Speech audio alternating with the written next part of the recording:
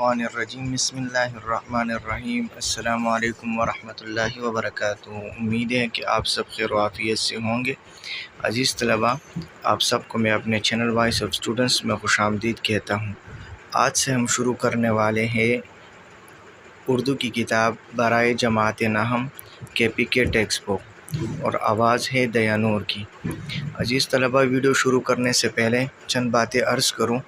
پہلی بات یہ ہے کہ اگر آپ کو میری ویڈیو اچھی لگے تو آگے شیئر کریں اور میرے چینل کو سبسکرائب کریں، اور کمنٹ میں اپنے رائے سے ضرور آگاہ کریں تاکہ ہم اسی طریقے سے نئی ویڈیوز بنائیں۔ دوسری بات یہ ہے، اگر آپ کو کہیں پر بات کی سمجھ نہ آئے یا آپ کو کوئی لفظ جو ہے وہ سمجھ نہ آئے، یا کہیں پر کوئی بھی طریقہ جو اردو میں سکھایا جاتا ہے یا میں سکھا رہا ہوں تو وہ بات آپ کو سمجھ نہ آئے، تو آپ کمنٹ سیکشن میں ہمیں ضرور آگاہ کریں، کامنٹ کریں تاکہ ہم اسی طریقے سے پھر اگلی ویڈیو میں اس بات کا دھیان رکھیں۔ تیسری بات یہ ہے کہ آج کل ایس ایل او بیس کا دور ہے، اور بورڈ کی طرف سے ایس ایل او بیس کا وہ کہا گیا ہے، اور باقاعدہ ایس ایل او بیس کے مطابق پیپرز وہ لیے جا رہے ہیں۔ لہٰذا ہر جگہ پہ ایس ایل او بیس کا بہت چرچا ہے، اور ہر اسکول یہ چاہتا ہے، یہ کوشش کر رہے ہیں کہ اپنے اسٹوڈنٹس کو ایس ایل او بیس پڑھائی کرائیں، لیکن کچھ مسئلے درپیش ہے۔ ایک یہ کہ ایس ایل او بیس کی پڑھائی میں وقت زیادہ درکار ہوتا ہے، اور چونکہ کلاسز میں وقت کم ہوتا ہے لہٰذا ٹیچرز اس طریقے سے سمجھا نہیں پاتے۔ دوسری بات یہ ہے کہ یوٹیوب پر ایس ایل او بیس پڑھائی سے متعلق ایسی ویڈیوز موجود نہیں ہیں جس سے بچوں کو فائدہ ہو اور وہ ایس ایل او بیس تیاری کر سکیں۔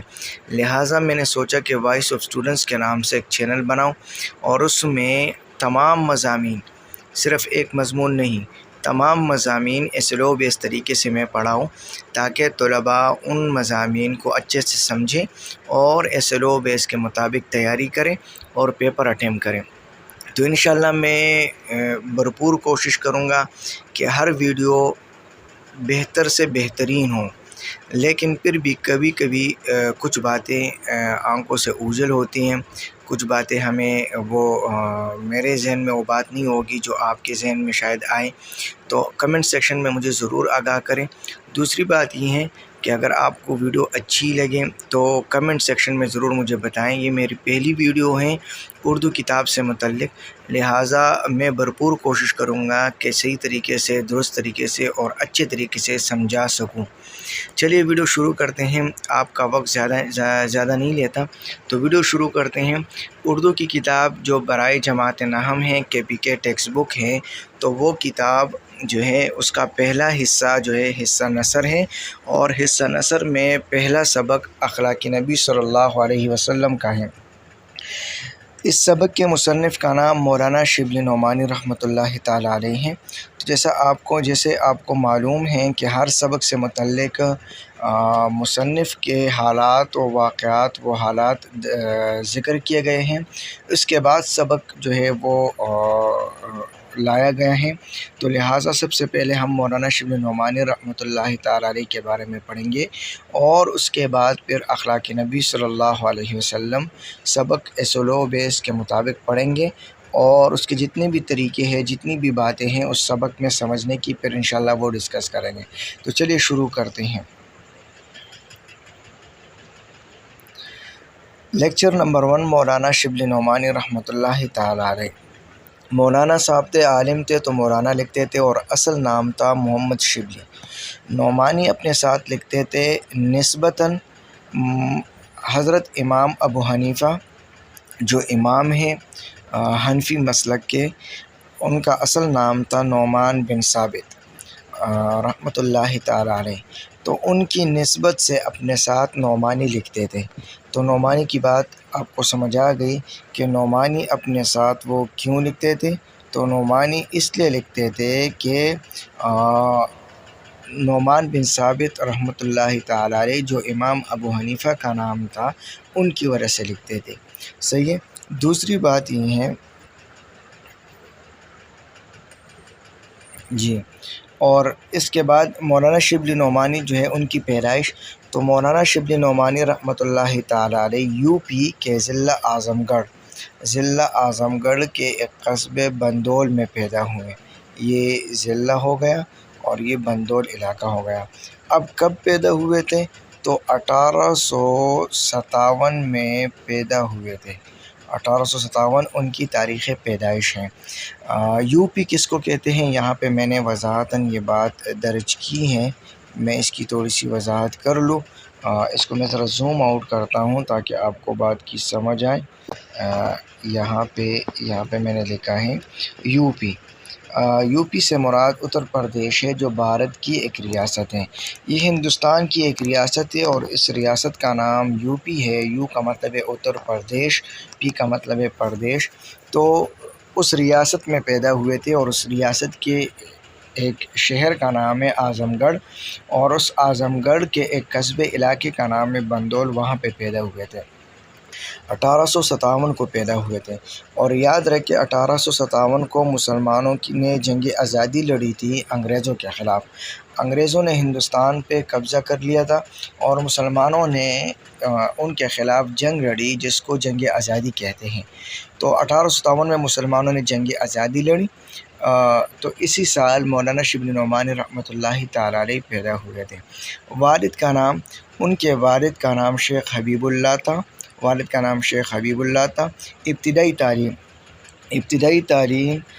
انہوں نے ابتدائی تعلیم اپنے قصبے میں پائی، یعنی بندول علاقے میں ابتدائی تعلیم انہوں نے حاصل کی۔ پھر اعلیٰ تعلیم منطق و فلسفہ، طبیعت و ریاضی کی تعلیم غازی پور میں حاصل کی۔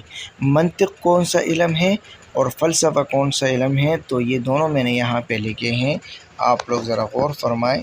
تو وہ علم جو اشیاء کی حقیقت، یہاں پہ ہے، آپ سوچیں گے کہ سر کہاں سے پڑھ رہے ہیں، تو میں ذرا اس کو ایرو کے نشان سے واضح کر دوں۔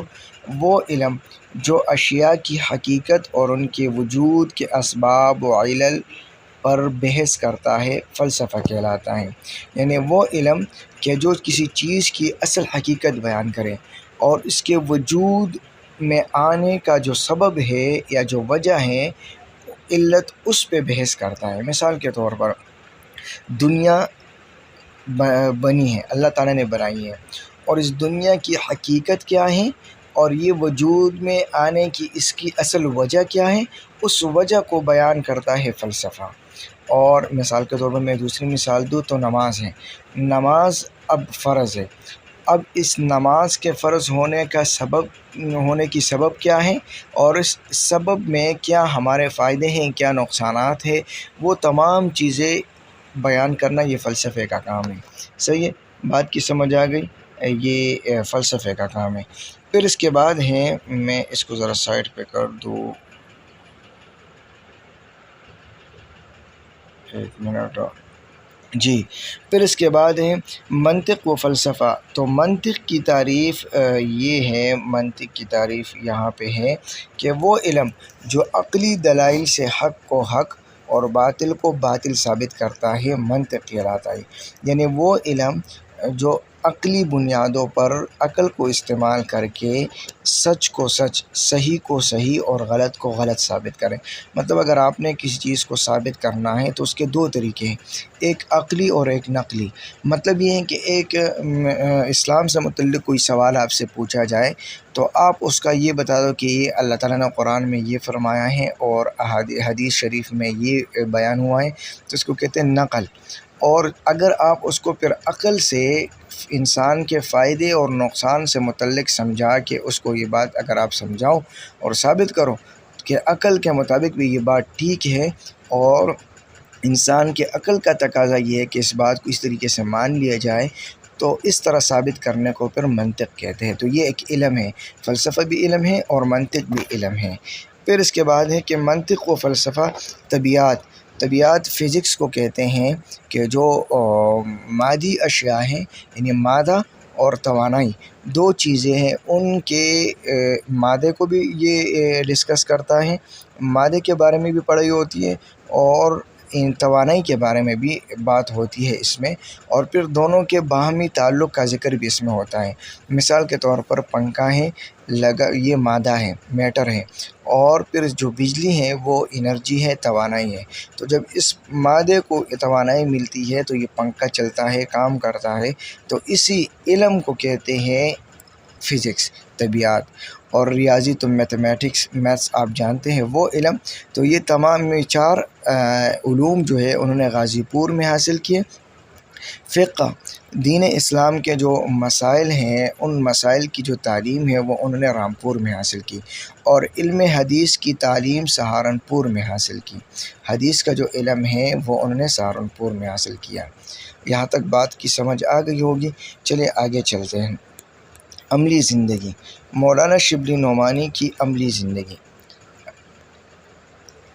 مولانا شبلی نعمانی رحمۃ اللہ تعالیٰ علیہ سر سید احمد خان کے قائم کردہ مسلم علی گڑھ کالج میں بطور پروفیسر تدریسی خدمات انجام دیتے رہے۔ پوائنٹ نمبر 1 ہے، مولانا شبلی نعمانی جو تھے جب انہوں نے تعلیم حاصل کی اور جب عملی زندگی کا آغاز کیا، یعنی کام وغیرہ کچھ بھی شروع کیا، جب عملی میدان میں آئے تو انہوں نے سب سے پہلے سر سید احمد خان کو آپ جانتے ہیں، ان کا بنایا ہوا ایک کالج تھا، اس میں پروفیسر بنے، عربی اور فارسی کے پروفیسر تھے۔ یہ جو مسلم علی گڑھ کالج ہیں یہ 1875 میں سر سید احمد خان نے بنایا، لیکن یہ 1875 میں اسکول تھا، محمڈن اینگلو اورینٹل اسکول کے نام سے۔ پھر 1877 میں اس کو Mohammedan Anglo oriental school and college کا درجہ دیا گیا، اور پھر اس کے بعد 1920 میں اس کو یونیورسٹی کا درجہ دیا گیا، تو پھر اس کو مسلم علی گڑھ یونیورسٹی کہہ دیتے ہیں۔ اور سر سید احمد خان 1817 میں پیدا ہوئے تھے میرے خیال سے، اور 1898 میں فوت ہوئے تھے۔ تو 1898 کے 22 سال بعد اس کالج کو پھر یونیورسٹی کا درجہ دیا گیا۔ ابھی بھی یہ انڈیا کی ایک مشہور یونیورسٹی ہے۔ تو سر مولانا شبلی نعمانی اس میں بطور پروفیسر خدمات انجام دیتے رہے۔ 1882 میں 1882 میں پروفیسر آرنلڈ میرے خیال سے یہ علامہ اقبال کے استاد بھی گزرے ہیں، ان کے ساتھ اسلامی ممالک کا دورہ کیا، جو مصر ہے، ترکی ہے، شام ہے، ان ممالک کا دورہ انہوں نے کیا تھا۔ سر سید کی وفات کے بعد لکھنؤ چلے گئے، ایک علاقہ ہے لکھنؤ، وہاں چلے گئے، وہاں ندوۃ العلماء کے نام سے ایک مدرسہ قائم کیا۔ ندوۃ العلماء آج بھی ندوۃ العلماء ایک مدرسہ ہے وہ قائم ہے ہندوستان میں، اس مدرسے کی بنیاد انہوں نے رکھی تھی۔ پھر اعظم گڑھ کے مقام مطلب اپنے شہر واپس آئے اور دارالمصنفین کے نام سے ایک اعلیٰ درجے، دار کہتے ہیں ڈپارٹمنٹ ادارے کو، مصنفین لکھنے والے، ان کے نام سے ایک اعلیٰ درجے کا علمی اور تحقیقی ادارہ قائم کیا، جو آج تک علم و ادب کی خدمت کر رہا ہے۔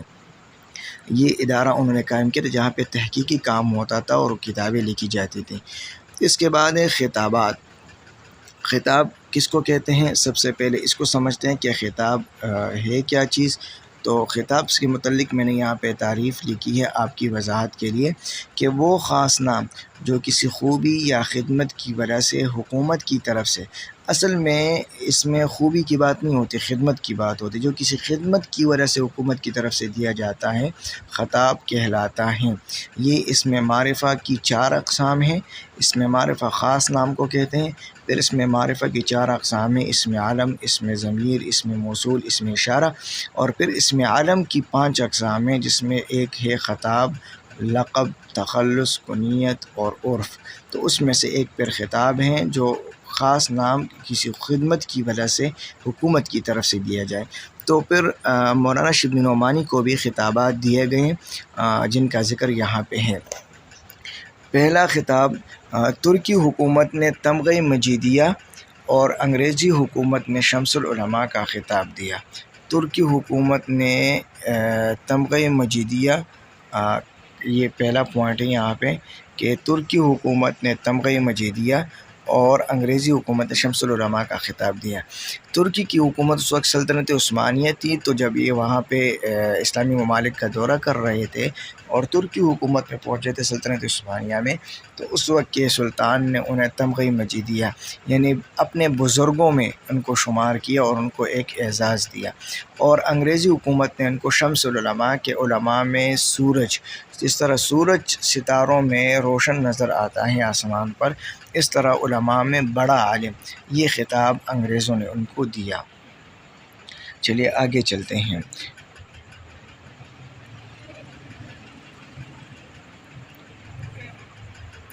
فکری خوبیاں۔ مولانا شبلی نعمانی رحمۃ اللہ تعالیٰ علیہ نے سوانح عمریوں کے ذریعے مسلمانوں کو ان کے سنہری ماضی کی یاد دلا کر مستقبل کی تعمیر پر ابھارنے کی کوشش کی۔ تنقید کے میدان میں شبلی نے مغربی تنقید کے اصولوں اور کچھ حد تک حالی کا اثر قبول کیا ہے۔ فکری خوبیاں کس کو کہتے ہیں؟ سب سے پہلے اس کو سمجھیں۔ ایک ہوتا ہے فکر، ایک ہوتا ہے فن۔ فن اور فکر میں فرق ہے۔ فکر سوچ کو کہتے ہیں اور فن مہارت کو کہتے ہیں۔ مولانا شبلی نعمانی نے اردو میں جو خدمات انجام دیے، اس کا اصل مقصد کیا تھا، ان کی اصل سوچ کیا تھی، اس سوچ والی خوبیاں کون کون سی تھیں؟ تو یہاں پہ وہ سوچ، ان کی خوبیاں ہیں کہ وہ کس مقصد کو لے کر کام کر رہے تھے۔ تو مولانا شبلی نعمانی نے سوانح عمریوں کے ذریعے مسلمانوں کو ان کی سنہری ماضی کی یاد دلا کر مستقبل کی تعمیر پر ابھارنے کی کوشش کی ہے۔ یہاں پہ سوانح عمریوں کی بات ہے، تو یہاں پہ میں نے تعریف لکھی ہے سوانح عمریوں کی کہ کسی کی پیدائش سے وفات تک حالات زندگی قلم بند کرنا سوانح عمری کہلاتی ہے۔ مطلب کوئی مصنف ہے، کوئی بڑی شخصیت ہے، اور وہ مصنف اس شخصیت کے بارے میں سب کچھ جانتا ہے، اس کا اٹھنا بیٹھنا، اس کے ساتھ زندگی گزار چکا ہے، تو وہ اس کے پیدائش سے لے کر وفات تک ساری زندگی کے حالات وہ کتابی شکل میں لکھ لیتا ہے، جس کو سوانح عمری کہتے ہیں۔ تو مولانا شبلی نعمانی نے سوانح عمری لکھی، المامون، مامون الرشید خلیفہ کی، الفاروق، عمر فاروق رضی اللہ عنہ کے بارے میں کتاب لکھی، سیرت النبی جو حضور صلی اللہ علیہ وسلم کی زندگی پر 6 جلدوں میں مشتمل ایک کتاب ہے وہ لکھی، سیرت عائشہ وہ ایک کتاب لکھی۔ تو یہ تمام کتابیں اس لیے لکھی کہ مسلمانوں کو ان کے ماضی کی یاد دلا دی جائے اور وہ اپنے ان اکابرین اور بزرگوں اور اسلاف کے بارے میں پڑھے، اور ان میں یہ جذبہ پیدا ہو کہ اپنے اس غلامی والی زندگی کو ختم کر کے اپنا مستقبل بنانے کی کوشش کریں۔ تو یہ ان کا ایک مقصد تھا۔ پھر اس کے بعد ہے تنقید۔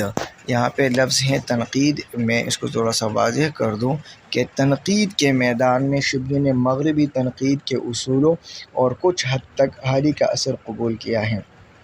تنقید کس کو کہتے ہیں؟ تنقید سے مراد، یہاں پہ میں نے یہ وضاحت کی ہے، میں اس کی وضاحت کر رہا ہوں۔ تنقید سے مراد کسی فن پارے کی خوبیاں اور خامیاں واضح کرنا ہے۔ مثال کے طور پر کسی نے کتاب لکھی ہے اور آپ اس کتاب کا تجزیہ کرتے ہیں اور اس کتاب میں موجود خوبیاں اور خامیاں وہ ٹٹولتے ہیں اور وہ نکالتے ہیں، تو وہ اس کو کہتے ہیں تنقید۔ لیکن اس میں آپ غیر جانبدار ہوں گے، آپ یہ نہیں کہ آپ کو شخص سے دشمنی ہے یا وہ کتاب پسند نہیں ہے یا آپ کا وہ فیلڈ نہیں ہے تو آپ اس کے بارے میں لگی اس کی برائیاں بیان کر رہے ہو، نہیں، بلکہ اس کا اصل مقصد یہ ہوتا ہے کہ اس کتاب میں موجود خوبیاں بھی سامنے لائی جائے، اور اس میں جو خامیاں ہیں تو مصنف ان خامیوں سے خود کو پھر بچائے گا، اس سے پھر احتیاط برتے گا۔ تو یہ اس کو کہتے ہیں تنقید ہے۔ تو تنقید میں بھی مولانا شبلی نعمانی نے کتابیں لکھی ہیں، اور اس میں جو تنقید کا اصول ہے وہ اصول انگریزی طریقے سے لیا ہے، اور کچھ حد تک الطاف حسین حاری آگے آئے گا، انہوں نے مقدمہ شعر و شاعری تنقید کے بارے میں کتاب لکھی تھی، تنقید کے اصول مقرر کیے تھے۔ الطاف حسین حاری کو پہلا تنقید نگار بھی کہتے ہیں۔ تو ان سے یہ اثر قبول کیا، مطلب ان کے طریقے پہ چل کر انہوں نے تنقید کی ہے۔ ان کا شمار سر سید کے رفقا اور اردو نثر کے عناصر خمسہ میں ہوتا ہے۔ ان کا شمار سر سید کے رفقا، سر سید جو تھے ان کے دوستوں میں، اور اردو نثر کے عناصر خمسہ میں ان کا شمار ہوتا ہے۔ عناصر خمسہ کیا ہیں؟ عنصر کی جمع ہیں، مطلب ایلیمنٹ جز، اور خمسہ خمس سے نکلا ہے 5 ہے۔ تو مولانا شبلی نعمانی، مولانا الطاف حسین حالی، مولانا محمد حسین آزاد اور مولوی نذیر احمد، یہ 5 شخصیات ایسی ہے کہ جنہوں نے اردو نثر میں بہت اہم کردار ادا کیا ہے۔ یہاں پہ سر سید احمد خان کا میں نے ذکر نہیں کیا ہے، آپ اس کے ساتھ لکھ لیں کہ ایک سر سید احمد خان بھی ہے۔ تو ان 5 بندوں نے بڑی خدمات انجام دی ہے، تو ان کو اردو نثر کے عناصر خمسہ کہتے ہیں۔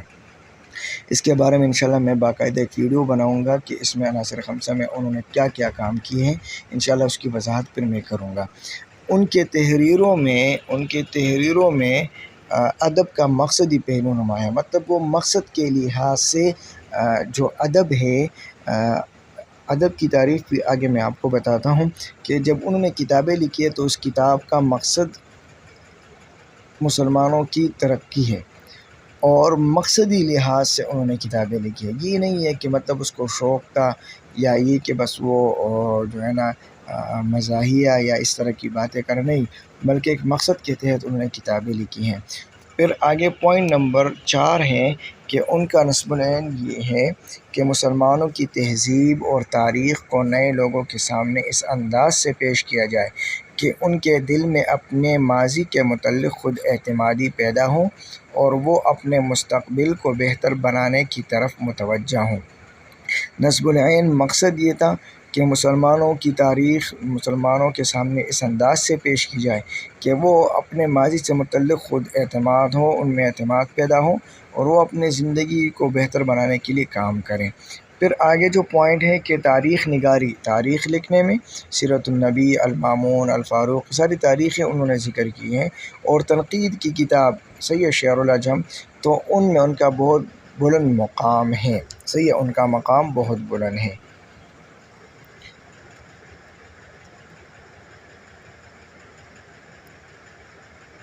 فنی خوبیاں کون کون سی ہیں؟ اب ذرا میں اس کی وضاحت کر دوں۔ یہاں پہ لفظ ہیں فنی خوبیاں، صحیح ہے، فنی خوبیاں، یہ ذرا میں اس کو واضح کر دوں۔ فنی خوبیاں، فن کا میں نے آپ کو بتایا کہ جو اردو میں لکھنے کا جو لکھنے کی جو مہارت ہے، اس مہارت میں ان کی کیا کیا خوبیاں تھیں۔ تو خوبی کی جمع ہے خصلت، عادت، صحیح ہے۔ ان کا بیان عالمانہ، لہجہ جوش والا لہجہ، اور عبارت مختصر ہے، مختصر کر کے اپنی بات پوری سمجھا دیتے ہیں۔ ان کی تحریروں میں جوش بیان کا جو جوش جذبہ ہے، اپنی پوری آب و تاب کے ساتھ جلوہ گر ہوتا ہے، صحیح ہے۔ نمبر 3، انہیں الفاظ کے برمحل استعمال پر پوری قدرت حاصل ہے، الفاظ کے برمحل استعمال پر پوری قدرت حاصل ہے۔ ذرا میں اس کو واضح کر دوں کہ آپ کو پوائنٹ نظر آئے۔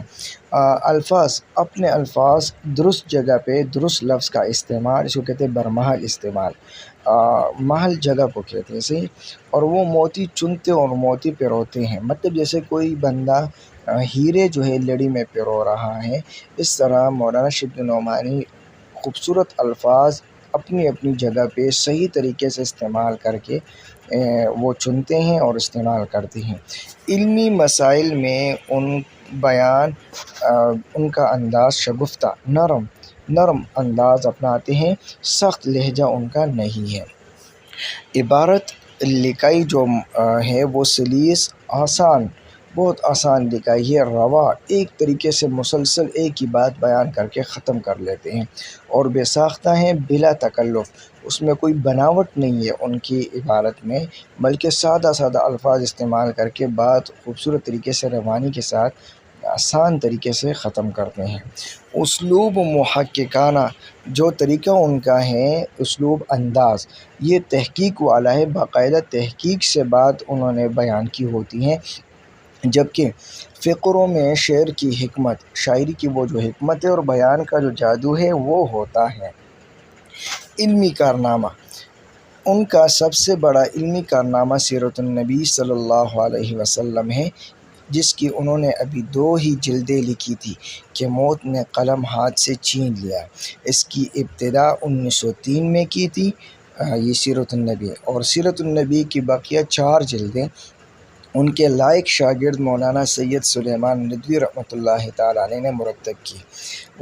ان کی وفات 1914 میں ہوئی ہے، اور یاد رکھیں 1914 میں پہلی جنگ عظیم شروع ہوئی تھی جو 1918 میں ختم ہوئی، اور پیدائش 1857 میں ہوئی تھی جب جنگ آزادی شروع ہوئی تھی، اور 1914 میں پہلی جنگ عظیم شروع ہوئی تھی۔ تو یہ مولانا شبلی نعمانی رحمۃ اللہ تعالیٰ علیہ کی زندگی کے بارے میں باتیں تھی۔ اب اس سے آگے جو ہے مولانا شبلی نعمانی رحمۃ اللہ علیہ نے جو تصانیف لکھی، ان تصانیف کے بارے میں پڑھتے ہیں۔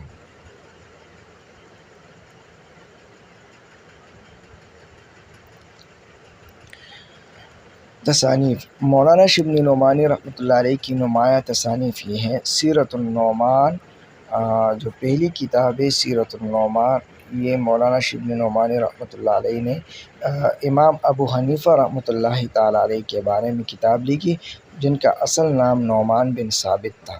1891 میں یہ کتاب انہوں نے لکھی، 1891 میں۔ دوسری کتاب الفاروق، جو انہوں نے حضرت عمر فاروق رضی اللہ تعالیٰ عنہ کے بارے میں لکھی، اور یہ کتاب 1900 میں انہوں نے تحریر کی۔ المامون، مامون الرشید کے بارے میں جو کتاب انہوں نے لکھی، تو مامون الرشید خلیفہ عباسی ہیں، میرے خیال سے 5ویں خلیفہ تھے کہ نہیں، اسی طریقے سے اب میں بھول گیا ہوں، لیکن مامون الرشید ایک بہترین خلیفہ گزرے ہیں عباسی دور کے، خلافت عباسیہ کا۔ 1889 میں ان کے بارے میں یہ کتاب لکھی ہے۔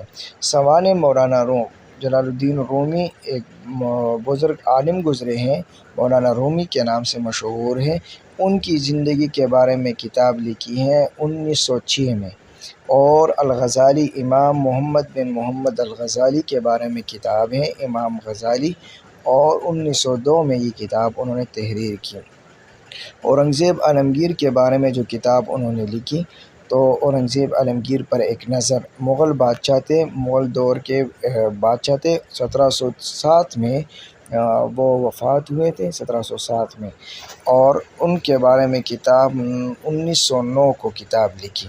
سیرت النبی، جو حضور صلی اللہ علیہ وسلم کی ذات مبارکہ کے بارے میں کتاب ہیں، سیرت رسول صلی اللہ علیہ وسلم وہ لکھی، اور تاریخ کون سی تھی؟ 1903 میں یہ کتاب شروع کی تھی، 1914 میں یہ ختم ہوئی۔ اس کے بعد ہیں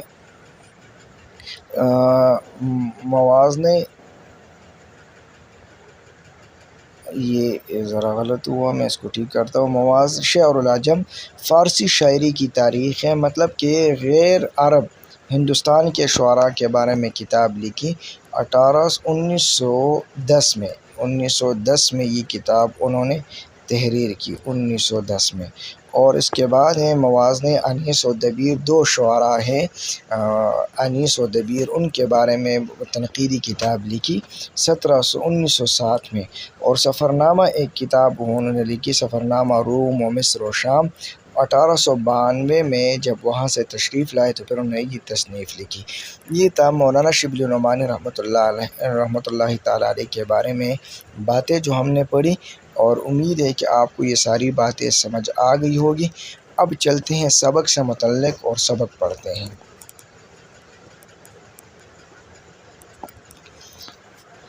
عزیز طلباء، سبق شروع کرنے سے پہلے سمجھتے ہیں کہ اخلاق نبی صلی اللہ علیہ وسلم کا مطلب کیا ہے۔ تو سب سے پہلے آپ اس کو سمجھیں کہ جو اخلاق نبی صلی اللہ علیہ وسلم ہے، یہ مرکب اضافی ہیں۔ اخلاق یہ ایک لفظ، اور نبی دوسرا لفظ، یعنی نبی کریم صلی اللہ علیہ وسلم کے اخلاق، تو مضاف جو ہے وہ اخلاق ہیں، اور نبی جو ہیں وہ مضاف الیہ ہیں۔ تو اخلاق کی نسبت ہوئی ہے نبی کریم صلی اللہ علیہ وسلم کے بارے کی طرف، تو اخلاق نبی صلی اللہ علیہ وسلم مرکب اضافی ہیں۔ پھر دوسری بات، اخلاق کا لفظ خلق کی جمع ہے، اور جس کے خلق نہیں ہے، یہ خلق ہے، خلق پیدائش کو کہتے ہیں، پیدا کرنا، جس کے معنی ہے عادت، خصلت یا خوبی۔ اخلاق کی پھر 2 قسمیں ہیں، اخلاق حسنہ اور اخلاق سیئہ۔ یعنی اچھے اخلاق اور برے اخلاق، مثلا سچ بولنا، ہمدردی، سخاوت، بہادری، صبر وغیرہ، یہ اچھے اخلاق کی مثالیں ہیں۔ اور اخلاق سیئہ یعنی برے اخلاق کی مثالیں جو ہیں وہ جھوٹ، دھوکہ دہی، ملاوٹ، بدتمیزی وغیرہ۔ نوٹ، یہاں پہ یہ ضروری نوٹ ہے، اس کو سمجھ لیں کہ آپ صلی اللہ علیہ وسلم کے اخلاق کا ذکر جہاں بھی آئے گا تو اس سے مراد اخلاق حسنہ ہی ہوگا، یعنی اچھے اخلاق ہوں گے، کیونکہ نبی کریم صلی اللہ علیہ وسلم کے اخلاق اچھے ہی تھے۔ تو یہ بات آپ لوگ اس پوائنٹ کو سمجھ لیں۔ اگر یہ پوائنٹ آپ کو سمجھ آ گیا ہے تو چلیے آگے چلتے ہیں۔ دوسری بات یہ ہے کہ سوانح عمری، لفظ سوانح عمری میں نے آپ کو اس سے پہلے بھی وضاحت کی ہے کہ سوانح عمری کس کو کہتے ہیں، لیکن اب میں تھوڑی سی اور وضاحت کر دوں کہ سوانح عمری، یہاں سے میں اس کو ذرا ایسے کر لوں، یہ میں نے غلط لیا، اس کو میں ٹھیک کرتا ہوں اس طریقے سے، صحیح۔ سوانح عمری تو لغوی معنی جو ہے وہ ہے اس کو لغوی معنی کہتے ہیں اور ایک اصطلاحی معنی ہے، یعنی ہر لفظ کے دو معنی آپ کو ملیں گے۔ ایک کو لغت والی یعنی ڈکشنری والی میننگ کہتے ہیں جو لفظی معنی ہے وہ، اور ایک جو اس کی اصل تعریف کی جاتی ہے جس مقصد کے لیے اس لفظ کو استعمال کرتے ہیں تو اس کو اصطلاحی معنی کہتے ہیں۔ مثلا نماز ہے تو نماز کو عربی میں صلاۃ کہتے ہیں۔ صلاۃ کی لغوی معنی، لفظی معنی ہے دعا کرنا، دعا، اور اصطلاحی معنی یہ ہے، شریعت میں اس کی ایک الگ تعریف ہوئی ہے۔ وہ تعریف یہ ہے کہ وہ عبادت کا وہ طریقہ کہ جس میں رکوع، سجدہ، قیام، قرات وغیرہ شامل ہیں، اور جس کا طریقہ آپ صلی اللہ علیہ وسلم نے ہمیں سکھلایا ہے، تو اس کا اصطلاحی معنی ہے۔ سوانح لفظ سانحہ کی جمع ہے جس کے معنی ہے روداد، احوال، حالات۔ مکمل حالات کو سوانح کہتے ہیں۔ کسی شخص کی ولادت سے وفات تک حالات و واقعات تفصیل سے بیان کرنا سوانح عمری کہلاتی ہیں، صحیح ہے۔ تو یہ سوانح عمری ہیں، اس کی تعریف امید ہے کہ آپ کو سمجھ آ گئی ہوگی، کیونکہ یہ سوانح عمری سے تعلق رکھتا ہے۔ سیرت ہے، سیرت سوانح کا ایک حصہ ہے، تو ہم اسی کو جو ہے نا آگے ڈسکس کریں گے۔ ٹاپک نمبر 1 ہے مداومت عمل، صحیح ہے۔ مداومت کس کو کہتے ہیں؟ مداومت کہتے ہیں ہمیشگی، اور عمل کام کو کہتے ہیں، فعل کو، کہ ایسا کام جو ہمیشہ کیا جائے۔ آپ صلی اللہ علیہ وسلم کے اخلاق میں ایک یہ بات تھی جو سب سے اہم تھی کہ آپ صلی اللہ علیہ وسلم جس کام کو شروع کرتے تو وہ ہمیشہ کرتے تھے، اور یہ ایک خوبی تھی آپ صلی اللہ علیہ وسلم کی، اور اسی کو مولانا شبلی نعمانی رحمۃ اللہ تعالی نے سب سے پہلے ذکر کیا ہے، تو اس کو کہتے ہیں مداومت عمل، صحیح ہے جی۔ آگے چلتے ہیں۔ اخلاق کا سب سے مقدم اور ضروری پہلو یہ ہے کہ انسان جس کام کو اختیار کرے اس پر اس قدر استقلال کے ساتھ قائم رہیں کہ گویا وہ اس کی فطرت ثانیہ بن جائے، صحیح ہے، کہ انسان ایک کام کو اس طریقے سے اختیار کرے، شروع کرے، اور پھر اس پہ ثابت قدم رہیں کہ گویا وہ اس کی فطرت ثانیہ بن جائے۔ یہ جو لفظ ہے فطرت ثانیہ، اس کو ذرا میں واضح کر دوں، صحیح ہے، اس لفظ کو میں ذرا واضح کر دوں، یہاں پہ ہے یہ فطرت ثانیہ۔ فطرت کہتے ہیں عادت کو، اور ثانیہ کہتے ہیں دوسرے کو۔ اس کا مطلب یہ ہے کہ ایک جب انسان، جب بچہ پیدا ہوتا ہے تو اس میں اپنی خوبیاں ہوتی ہیں، ان خوبیوں کو کہتے ہیں فطرت، صحیح ہے۔ اب جب وہ بڑا ہوتا ہے تو کچھ باتوں کو وہ اڈاپٹ کرتا ہے، اپنے اندر لاتا ہے، اور ان باتوں پہ وہ اپنی زندگی گزارتا ہے۔ مثال کے طور پر کوئی بچہ پیدا ہوا اور اس کی کچھ عادتیں، وہ خاموش تھا شروع سے اور ایسے ہی رہا۔ اب اس نے ایک کام یہ کیا کہ وہ 5 وقت کا نماز پڑھتا ہے، صحیح ہے، 5 وقت کی نماز پڑھتا ہے، تو یہ اس کی ایک دوسری عادت ہے، تو اس کو کہتے ہیں فطرت ثانیہ، کہ انسان جس کام کو شروع کرے تو گویا وہ اس طرح کرے کہ وہ اس کی عادت بن جائے۔ انسان کے سوا تمام دنیا کی مخلوقات صرف اور صرف ایک ہی قسم کا کام کر سکتی ہے، اور وہ اسی پر مجبور ہیں، اور وہ فطرتاً اسی پر مجبور ہیں۔ مطلب کہ جو باقی مخلوقات ہیں وہ ایک ہی طرح کے کام کر سکتے ہیں، باقی وہ نہیں کر سکتے، مطلب ان میں اس طرح نہیں ہے کہ ان کی عادت بدل جاتی ہے۔ لیکن اخلاق کا ایک دقیق باریک نقطہ یہ ہے کہ انسان اپنے لیے اخلاق حسنہ کا جو پہلو پسند کرے، لیکن اخلاق کا ایک باریک نقطہ یہ ہے کہ انسان اپنے لیے اخلاق حسنہ، اچھے اخلاق کی جو بات پسند کرے اس کی اس شدت سے پابندی کرے اور اس طرح دائمی اور غیر متبدل طریقے سے اس پر عمل کرے کہ گویا وہ اپنے اختیار کے باوجود اس کام کے کرنے پر مجبور ہیں۔ اب آپ نے اپنے لیے ایک بات پسند کر لی ہے، خوبی کہ میں جھوٹ نہیں بولوں گا، اور آپ نے اس پہ پابند ہو گئے، اس اس سے آپ نہیں ہٹ رہے ہیں، اور دائمی ہمیشہ اور غیر متبدل نہ بدلنے والے طریقے سے، کہ جس کا طریقہ آپ نہیں بدل رہے اس طریقے سے اس پہ عمل کر رہے ہیں۔ اب آپ کے اختیار ہیں کہ آپ اس کام کو چھوڑ سکتے ہو، لیکن آپ اس کو نہیں چھوڑ رہے، اور کیا ہے، آپ جو اختیار ہونے کے باوجود بھی آپ اس کام کے کرنے پر مجبور ہیں۔ مطلب کہ لوگ یہ سمجھ لیں کہ آپ اس کام کے کرنے پر مجبور ہیں، اور لوگ دیکھتے دیکھتے یہ یقین کر لے کہ اس شخص سے اس کے علاوہ اور کوئی بات سرزد مطلب واقع ہو ہی نہیں سکتی۔ مطلب کہ یہ جھوٹ نہیں بولتا، تو اب اس نے ایسا کر لیا ہے کہ اب یقین ہے کہ اب کوئی بندہ کہہ دے کہ اس بندے نے جھوٹ بولا ہے تو کسی کو یقین نہ آئے۔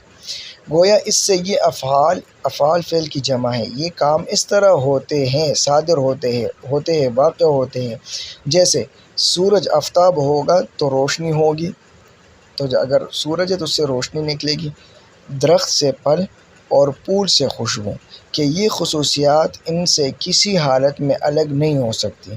جس طریقے سے درخت ہوگا تو پھل ہوں گے، پھول ہوگا تو خوشبو اس سے نکلے گی، تو اگر پھول ہیں تو خوشبو لازمی ہوگی، تو یہ خصوصیات اس طرح اس سے الگ نہیں ہو سکتی۔ اس طرح انسان مداومت عمل کرے اور کام پہ استقامت اختیار کرے، اسی کا نام استقامت حال اور مداومت عمل ہے۔ امید ہے کہ آپ کو یہ سمجھ آ گئی ہوگی۔ اگر سمجھ آ گئی ہے تو چلیے آگے چلتے ہیں۔ رسول پاک صلی اللہ علیہ وسلم نے اپنے تمام کاموں میں اسی اصول کی پابندی فرماتے تھے۔ اب آپ صلی اللہ علیہ وسلم ہمیشہ اس بات کی پابندی کرتے تھے کہ مطلب ہر کسی کام کو شروع کرتے تو ہمیشہ کرتے تھے، جس کام کو جس طریقے سے جس وقت آپ صلی اللہ علیہ وسلم نے شروع فرمایا اس پر برابر شدت کے ساتھ قائم رہتے تھے۔ اب سنت کا لفظ ہماری شریعت میں اسی اصول سے پیدا ہوا ہے۔ سنت وہ فعل ہیں جس پر رسول پاک صلی اللہ علیہ وسلم نے ہمیشہ مداومت فرمائی اور بغیر کسی قوی معنی کبھی اس کو ترک نہیں فرمایا۔ سنت جو شریعت میں ہے تو حدیث اور شریعت میں فرق ہے۔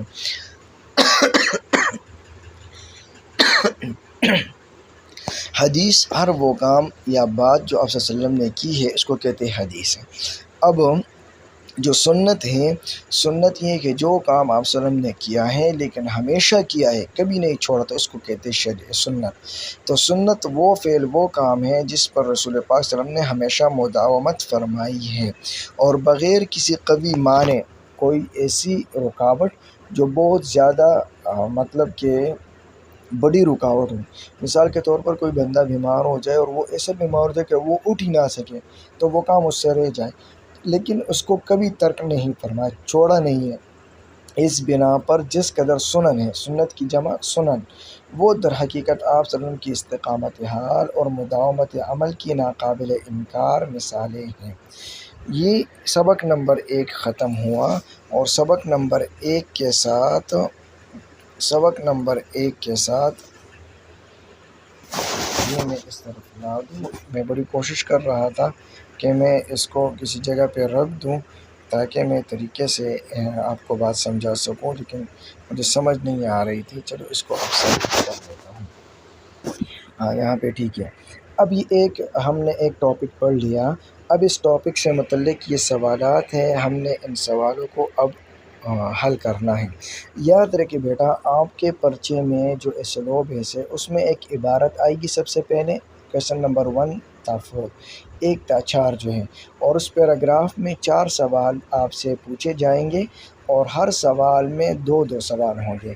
جس طرح آپ لوگ یہاں پہ دیکھ لیں، اگر آپ یہاں پہ دیکھ سکتے ہیں تو دیکھیں کہ ایک سوال میں ایک سوال، اور یہاں پہ میں نے دوسرا سوال لکھا ہے، پھر دوسرے میں بھی اس طریقے سے ایک جز اور دوسرا سوال، تو 2 سوال ہیں۔ اس طریقے سے 4 سوال ہوں گے۔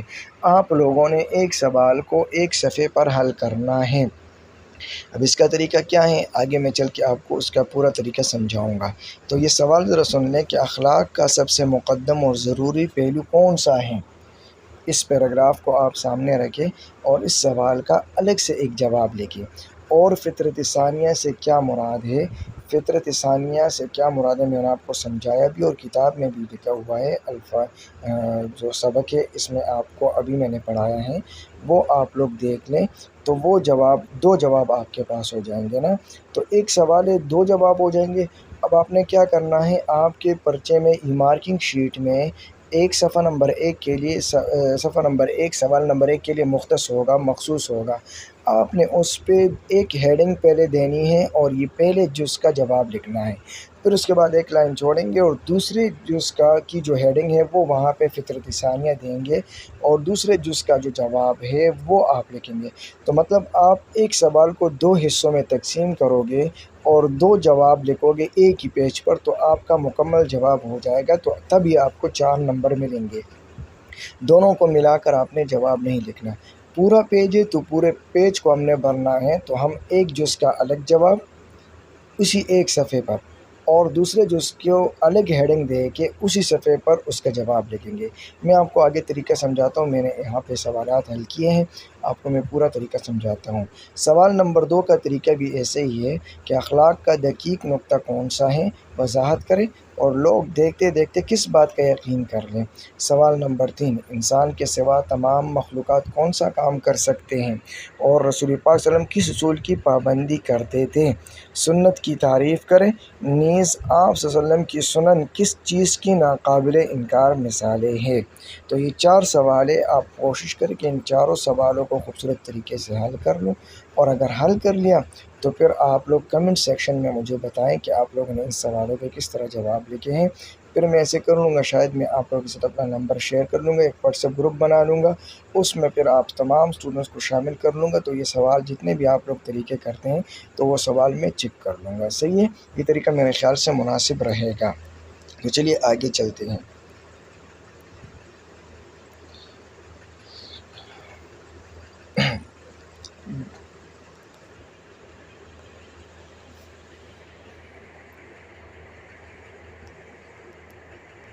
جی، تو یہ یہاں پہ ذرا دیکھ لیں، پیراگراف یعنی ٹاپک نمبر 2 ہے حسن خلق۔ یہ میں نے محسن خلق لکھا ہے، لفظ غلط ہیں، حسن خلق۔ حسن کہتے ہیں خوبصورتی کو اور خلق اخلاق، تو آپ وسلم کے اچھے اخلاق۔ اب ذرا آتے ہیں کہ اس کے بارے میں یہ دوسری اخلاق آپ وسلم کے کیسے تھے، یہ دوسری خوبی ہیں۔ حضرت علی رضی اللہ عنہ، حضرت عائشہ، حضرت انس، حضرت ہند بن ابی حالہ رضی اللہ تعالیٰ عنہما وغیرہ جو مدت آپ صلی اللہ علیہ وسلم کی خدمت میں رہے تھے، ان سب کا متفقہ بیان ہے، مل کر سب یہی ایک بات کہتے ہیں کہ آپ صلی اللہ علیہ وسلم نہایت نرم مزاج، یہ مرکبی صفتی ہیں، صحیح ہے، مرکبی صفتی جس میں ایک صفت اور ایک موصوف ہوتا ہے، صحیح ہے، اور خوش اخلاق مرکب صفتی اور نیک سیرت، اس کو ذرا میں واضح کر دوں، یہ 3 جو یہاں پہ ہیں یہ مرکب صفتی ہیں، اور نیک سیرت تھے، اچھے کردار والے تھے آپ صلی اللہ علیہ وسلم۔ آپ صلی اللہ علیہ وسلم کا چہرہ ہنستا تھا، اور وقار و متانت، یہ وقار و متانت جو ہے یہ مرکب عطفی ہیں کہ اس میں ایک معطوف علیہ اور معطوف اور حرف عطف ہوتا ہے، تو وقار معطوف علیہ ہے، وہ حرف عطف ہے، اور متانت معطوف ہے، دونوں کا مطلب ہے وقار عزت، متانت کا مطلب ہے سنجیدگی۔ تو اس طریقے سے آپ صلی اللہ علیہ وسلم گفتگو فرماتے تھے، اور کسی کی خاطر شکنی مطلب دل توڑنا نہیں توڑتے تھے، نہیں کرتے تھے۔ معمول یہ تھا کہ کسی سے ملنے کے وقت ہمیشہ پہلے خود سلام و مصافحہ بھی مرکب معطوفی ہیں، اسے مرکب عطفی ہیں۔ سلام معطوف علیہ، وہ حرف عطف، مصافحہ معطوف، تو سلام و مصافحہ مرکب عطفی ہو گیا۔ کسی کے ساتھ اگر سلام فرماتے، کوئی شخص جھک کر آپ صلی اللہ علیہ وسلم کے کان میں کچھ بات کہتا تو اس وقت تک اس کی طرف سے رخ یعنی چہرہ نہ پھیرتے جب تک وہ خود منہ نہ ہٹا لے۔ مصافحے میں بھی یہی معمول تھا، ہاتھ ملاتے وقت بھی یہی طریقہ تھا کہ یعنی کسی سے ہاتھ ملاتے تو جب تک وہ خود نہ چھوڑ دے اس کا ہاتھ نہ چھوڑتے۔ اکثر نوکر چاکر لونڈی غلام خدمت اقدس میں پانی لے کر آتے۔ یہ نوکر چاکر یہ مرکب یہ مترادف الفاظ ہے، لونڈی غلام یہ متضاد الفاظ ہے۔ خدمت اقدس صلی اللہ علیہ وسلم میں پانی لے کر آتے کہ آپ صلی اللہ علیہ وسلم اس میں ہاتھ ڈال دیں تاکہ متبرک مطلب برکت والا ہو جائے۔ جاڑوں کا دن ہوتا، جاڑوں یعنی سردی کا دن ہوتا، لیکن آپ صلی اللہ علیہ وسلم کبھی بھی انکار نہ فرماتے۔ مجالس صحبت میں جتنی بھی آپ صلی اللہ علیہ وسلم کی محفل ہوتی تھی، جب صحابہ کرام آپ صلی اللہ علیہ وسلم کے گرد جمع ہوتے تھے، لوگوں کی ناگوار باتوں کو برداشت فرماتے، اس کا اظہار نہ کرتے۔ کسی شخص کی کوئی بات ناپسند آتی، صحیح ہے، تو اکثر اس کے سامنے اس کا تذکرہ نہ فرماتے، ذکر نہیں کرتے تھے۔ ایک دفعہ ایک صاحب عرب کے دستور رواج کے مطابق زعفران لگا کر خدمت اقدس میں حاضر ہوئے۔ آپ صلی اللہ علیہ وسلم نے کچھ نہ فرمایا۔ جب وہ اٹھ کر چلے گئے تو لوگوں سے کہا کہ ان کو کہہ دو کہ یہ رنگ دھو لے، اس کی خوشبو جو ہے وہ ٹھیک نہیں ہے، صحیح ہے۔ تو یہ ایک پیراگراف ہو گیا۔ اس سے آگے چلتے ہیں۔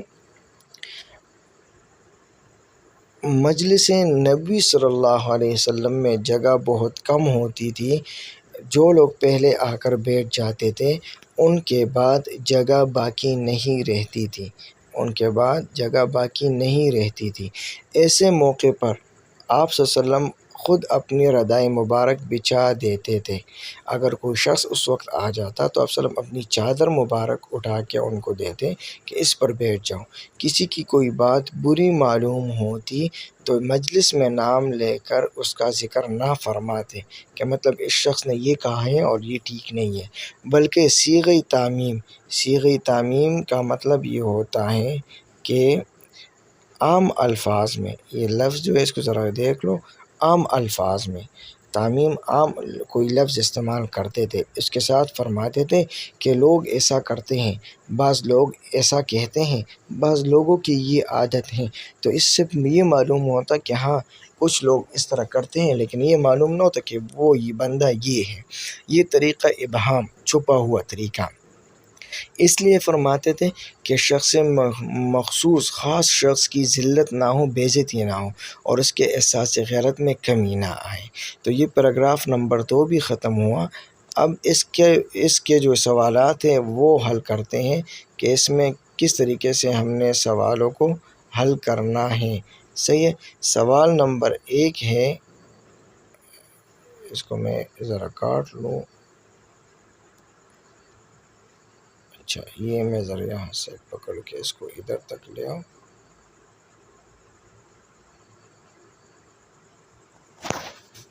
چلیے اس کو میں ہٹا لیتا ہوں۔ کیا ہو گیا اس کو، یہ کیوں، یہ میں اس کو کاٹ لیتا ہوں، ابھی ٹھیک ہو گیا۔ صحابہ کا متفقہ بیان، یہ صحابہ کرام، میں اس کو ذرا اوپر کر لیتا ہوں، چلو یہ پھر صحیح رہے گا، صحیح، اب بات کی سمجھ آئے گی کہ صحابہ کرام کا متفقہ بیان کیا ہے اور چند صحابہ کے نام لکھے، صحیح، یہ 2 سوال ہو گئے۔ اس سے متعلق آپ صلی اللہ علیہ وسلم کا سلام و مصافحہ کا کیا معمول تھا، نیز اگر کوئی آپ صلی اللہ علیہ وسلم کے کان میں کچھ کہتا تو آپ صلی اللہ علیہ وسلم کا کیا معمول تھا، کیا طریقہ ہوتا تھا، یہ دوسرا سوال ہو گیا۔ پھر تیسرا سوال ہے کہ اکثر نوکر چاکر لونڈی غلام کیا اور کیوں لے کر آتے، اور مجالس صحبت میں لوگوں کی ناگوار باتوں کو کیسے برداشت فرماتے، 2 سوال ہو گئے، صحیح ہے۔ پھر یہ ہے کہ اگر کسی کی بات بری معلوم ہوتی تو کیا فرماتے، اور آپ وسلم طریقہ ابہام کیوں فرماتے تھے؟ تو یہ 2 سوال اس میں ہیں، آپ لوگوں نے ان کے جواب الگ سے لکھنے، پریکٹس کرنی ہے۔ جتنی آپ پریکٹس کریں گے تو آپ کو طریقہ سمجھ میں آئے گا اور پھر پیپر میں آپ کے لیے آسانی ہوگی۔ چلیے آگے چلتے ہیں۔ آپ صلی اللہ علیہ وسلم ایثار ٹاپک نمبر 3 ہے۔ ایثار کا مطلب ہوتا ہے قربانی دینا۔ ایک ہے جانور ذبح کرنا، ذبیحہ یعنی ذبح کرنا، وہ الگ چیز ہے قربانی۔ یہاں پہ ایثار کا مطلب کچھ اور ہے۔ ایثار کا مطلب یہ ہے کہ ایک ہے احسان، ایک ہے ایثار۔ احسان یہ ہے کہ آپ کے پاس کوئی چیز ہے اور اس کی ضرورت آپ کو نہیں ہے، آپ نے وہ چیز اٹھا کے کسی کو دے دی ضرورت مند کو، تو اس کو کہتے ہیں احسان۔ لیکن آپ کے پاس ایک چیز ہے جس کی آپ کو خود ضرورت ہے اور آپ نے وہ چیز کسی ضرورت مند کو دے دی اپنی ضرورت چھوڑ کے، اس کو کہتے ہیں ایثار۔ تو آپ صلی اللہ علیہ وسلم اس طرح فرماتے تھے کہ اپنی ضرورتیں چھوڑ کر دوسروں کی ضرورتوں کا خیال رکھتے تھے۔ تو اس سبق کو پڑھتے ہیں، صحیح ہے۔ آپ صلی اللہ علیہ وسلم کے اخلاق و عادات میں جو وصف سب سے زیادہ نمایاں وصف، خوبی اور سب سے زیادہ جو ہے نا وہ جس کا اثر ہر موقع پر نظر آتا تھا وہ ایثار تھا، صحیح ہے۔ کہ جو خوبی سب سے زیادہ نمایاں تھی اور جو ہر موقع پر آپ صلی اللہ علیہ وسلم میں نظر آتی تھی وہ خوبی ایثار تھی۔ اولاد سے آپ صلی اللہ علیہ وسلم کو بے انتہا محبت ہے۔ اب اس کی مثال دے رہے ہیں کہ اور ان میں حضرت فاطمہ الزہرا رضی اللہ تعالیٰ عنہا اس قدر عزیز تھی کہ جب آتی تو فرتے محبت سے کھڑے ہو جاتے، کہ آپ کو اپنی بیٹی اتنی پیاری تھی کہ جب آتی تھی تو آپ صلی اللہ علیہ وسلم کھڑے ہو جاتے، شانی پر بوسہ دیتے، چومتے تھے اور اپنی جگہ بٹھاتے۔ تاہم حضرت فاطمہ الزہرا رضی اللہ تعالیٰ عنہا کی اسرت غریبی، فقیری اور تنگ دستی، صحیح ہے، کمزوری کا یہ حال تھا۔ تنگ دستی مطلب فقیری، غربت کا یہ حال تھا کہ گھر میں کوئی خادمہ نہ تھی، نوکرانی نہیں تھی، خود ہی چکی پیستی، جس سے آٹا وہ پیستے ہیں، ایسے ہی گندم وغیرہ وہ پیستے اس سے آٹا بنتا ہے، تو چکی پیستی، خود ہی پانی کی مشک بھر لاتی۔ چکی پیستے پیستے ہتھیلیاں گھس گئی تھی، صحیح ہے، اور مشق کے اثر سے سینے پر نیل پڑ گئے تھے۔ ایک دن خدمت اقدس میں حاضر ہوئی، خود تو پاس حیا کی وجہ سے اپنا حال عرض نہ کر سکی۔ جناب حضرت علی رضی اللہ عنہ نے ان کے طرف سے یہ حال عرض کیا اور درخواست کی کہ فلاں غزوہ میں جو کنیزیں، جو لڑکیاں، جو عورتیں وہ آئی ہیں، وہ لونڈیاں، ان میں سے ایک کنیز مل جائے۔ آپ صلی اللہ علیہ وسلم نے ارشاد فرمایا، یہ بات ذرا نوٹ کر لے کہ ابھی اصحاب صفہ کا انتظام نہیں ہوا، اور جب ان کا انتظام نہ ہو میں کسی اور طرف توجہ نہیں کر سکتا۔ آپ صلی اللہ علیہ وسلم نے یہ ارشاد فرمایا، آپ کی بیٹی تھی، بہت پیاری تھی، لیکن آپ صلی اللہ علیہ وسلم نے ان کو کچھ بھی نہیں دیا، اور فرمایا کہ جو غریب صحابہ ہے اصحاب صفہ، مسجد نبوی میں ایک چبوترا تھا اور اس کے قریب صحابہ بیٹھتے تھے اور وہ تعلیم حاصل کرتے تھے، اور بڑے غریب صحابہ ہوتے جن کے گھر بار نہیں ہوتے تھے، تو وہ مسجد نبوی میں بیٹھ کے تعلیم حاصل کرتے تھے، ان کو اصحاب صفہ کہتے ہیں۔ آپ صلی اللہ علیہ وسلم نے فرمایا کہ جب تک ان کا بندوبست نہ ہو تو میں اپنی بیٹیوں اور اپنے بچوں کی طرف توجہ نہیں کر سکتا، یہ آپ صلی اللہ علیہ وسلم نے ارشاد فرمایا۔ اس سے متعلق سوالات ہیں، ان سوالوں کو حل کرتے ہیں۔ سوال نمبر 1، صحیح ہے، کہ آپ صلی اللہ علیہ وسلم کے اخلاق میں نمایاں وصف کون سا تھا، اور آپ صلی اللہ علیہ وسلم کو اولاد سے کتنی محبت تھی؟ آپ صلی اللہ علیہ وسلم حضرت فاطمہ سے کتنی محبت تھی؟ نیز حضرت فاطمہ رضی اللہ عنہا کا گھریلو حال کیا تھا؟ صحیح ہے، سوال نمبر 2۔ اور سوال نمبر 3 جو ہے کہ حضرت علی رضی اللہ تعالیٰ، آپ صلی اللہ علیہ وسلم نے حضرت علی رضی اللہ عنہ سے کیا عرض کیا، اور آپ صلی اللہ علیہ وسلم سے حضرت علی نے کیا عرض کیا، اور آپ صلی اللہ علیہ وسلم نے کیا ارشاد فرمایا؟ تو یہ 3 سوالات تھے، اس پیراگراف سے متعلق آپ لوگ اس کی پریکٹس کر لیں۔ چلیے آگے چلتے ہیں۔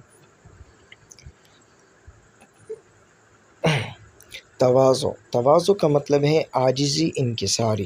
آپ صلی اللہ علیہ وسلم میں عاجزی بے انتہا تھی۔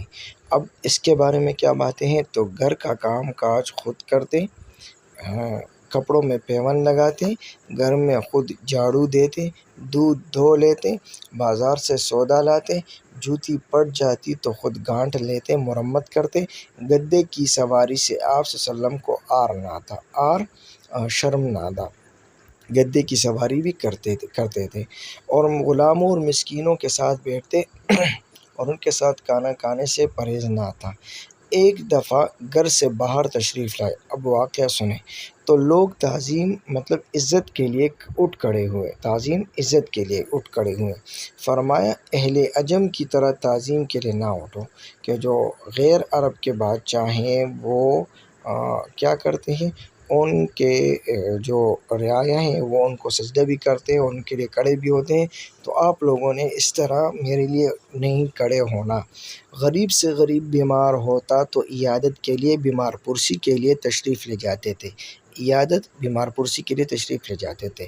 مفلسوں اور غریبوں کے، فقیروں کے ساتھ جا کر ان کے ساتھ ایسے بیٹھتے کہ امتیازی حیثیت، الگ حیثیت کے بنا پر کی وجہ سے آپ صلی اللہ علیہ وسلم کو کوئی پہچان نہ سکتا۔ مطلب اگر آپ کسی مجمع میں بیٹھے ہوئے ہیں تو کسی کو یہ معلوم نہیں ہوتا تھا کہ ان میں پیغمبر کون سا ہے اور صحابہ کون سے ہیں۔ کسی مجمع میں جاتے، جہاں جگہ مل جاتی بیٹھ جاتے۔ ایک دفعہ ایک شخص ملنے آیا، لیکن نبوت کا رعب اس قدر طاری ہوا، چھا گیا کہ کانپنے لگا۔ آپ صلی اللہ علیہ وسلم نے فرمایا گھبراؤ نہیں، میں بادشاہ نہیں، میں قریشی عورت کا بیٹا ہوں جو سوکھا گوشت پکا کر کھایا کرتی تھی۔ صحیح ہے، یہ تھا پیراگراف۔ اب اس سے متعلق جو سوالات ہیں اس کی آپ لوگوں نے پریکٹس کرنی ہے۔ آپ صلی اللہ علیہ وسلم کا گھریلو حال بیان کریں اور کس چیز سے آ رہا تھا۔ لوگ آپ صلی اللہ علیہ وسلم کی تعظیم کے لیے اٹھ کھڑے ہوئے تو آپ صلی اللہ علیہ وسلم نے کیا فرمایا، آپ صلی اللہ علیہ وسلم کا مفلسوں اور فقیروں کے ساتھ کیسا رویہ رکھتے تھے اور مجمع میں کیسے بیٹھتے۔ صحیح ہے، کہیں پر ایک سوال ہے، کہیں پر دو سوال ہے، تو آپ لوگ بس ان کے تھوڑی سی پریکٹس کر لیں تاکہ آپ کو سمجھ آئے۔ تواضع سے متعلق آپ صلی اللہ علیہ وسلم کا کوئی واقعہ تحریر کرے۔ صحیح ہے، یہ بھی ایک سلو بیس سوال ہے، میں نے آپ سے پوچھ لیا، اب آپ لوگ اس کا جواب لکھیے۔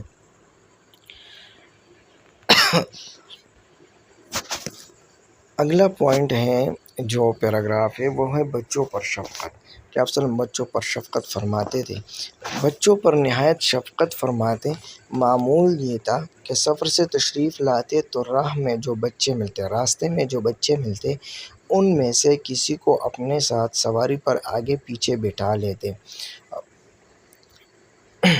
راستے میں بچے ملتے تو ان کو خود سلام کرتے۔ ایک دن خالد بن سعید رضی اللہ تعالیٰ عنہ خدمت اقدس صلی اللہ علیہ وسلم میں حاضر ہوئے۔ ان کی چھوٹی لڑکی بھی ساتھ تھی اور سرخ رنگ کا کرتا یعنی قمیص بھی بدن پر تھا۔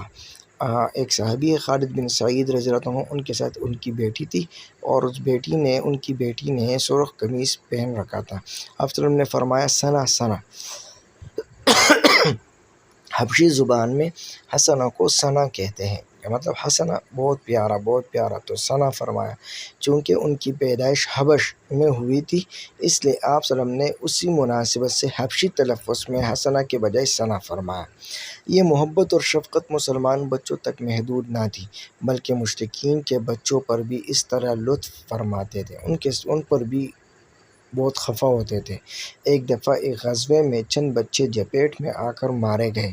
آپ صلی اللہ علیہ وسلم کو خبر ہوئی تو نہایت آزردہ ہوئے، خفا ہوئے، اداس ہوئے۔ ایک صاحب نے کہا یا رسول اللہ صلی اللہ علیہ وسلم، وہ مشرکین کے بچے تھے۔ آپ صلی اللہ علیہ وسلم نے فرمایا مشرکین کے بچے بھی تم سے بہتر ہیں، خبردار بچوں کو قتل نہ کرو، ہر جان خدا ہی کی فطرت پر پیدا ہوتی ہے۔ اس کا مطلب یہ ہے کہ جو بچے ہیں تو وہ مشرک نہیں ہیں، وہ تو مسلمان ہیں۔ جب وہ بڑے ہوتے ہیں تو پھر وہ کیا ہوتے ہیں، لوگ والدین ان کو اپنے مذہب پر وہ لے آتے ہیں تو تب وہ مشرک ہوتے ہیں، ابھی وہ گنہگار نہیں تھے۔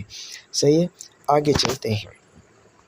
آخری پیراگراف ہے، معمول یہ تھا کہ سفر سے، یہاں پہ ہے میں ذرا اس کو پوائنٹ آؤٹ کر لوں، معمول یہ تھا کہ سفر جب فصل کا نیا میوہ کوئی خدمت اقدس صلی اللہ علیہ وسلم میں پیش کرتا تو حاضرین میں سب سے کم عمر بچے کو عنایت فرماتے، بچوں کو چومتے، ان کو پیار کرتے تھے۔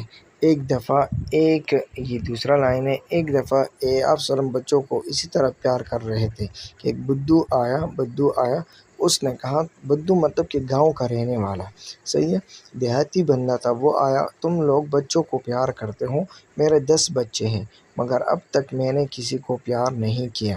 آپ صلی اللہ علیہ وسلم نے فرمایا اللہ تعالیٰ اگر تمہارے دل سے محبت چھین لے تو میں کیا کروں؟ یہ آپ صلی اللہ علیہ وسلم نے فرمایا۔ آپ صلی اللہ علیہ وسلم بچوں کے ساتھ بہت محبت رکھتے تھے۔ آگے ہیں سوالات اور ان سوالوں کے آپ نے جوابات لکھنے ہیں۔ آپ صلی اللہ علیہ وسلم کا بچوں پر شفقت کا حال بیان کریں۔ حضرت خالد بن سعید رضی اللہ عنہ کی بیٹی کو آپ صلی اللہ علیہ وسلم نے سنا کیوں فرمایا؟ مشرکین کے بچوں کے بارے میں آپ صلی اللہ علیہ وسلم نے کیا فرمایا؟ جب فصل کا نیا میوہ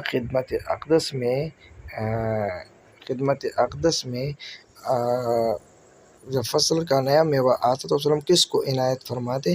بچوں پر شفقت سے متعلق آپ صلی اللہ علیہ وسلم کا ایک واقعہ تحریر کریں۔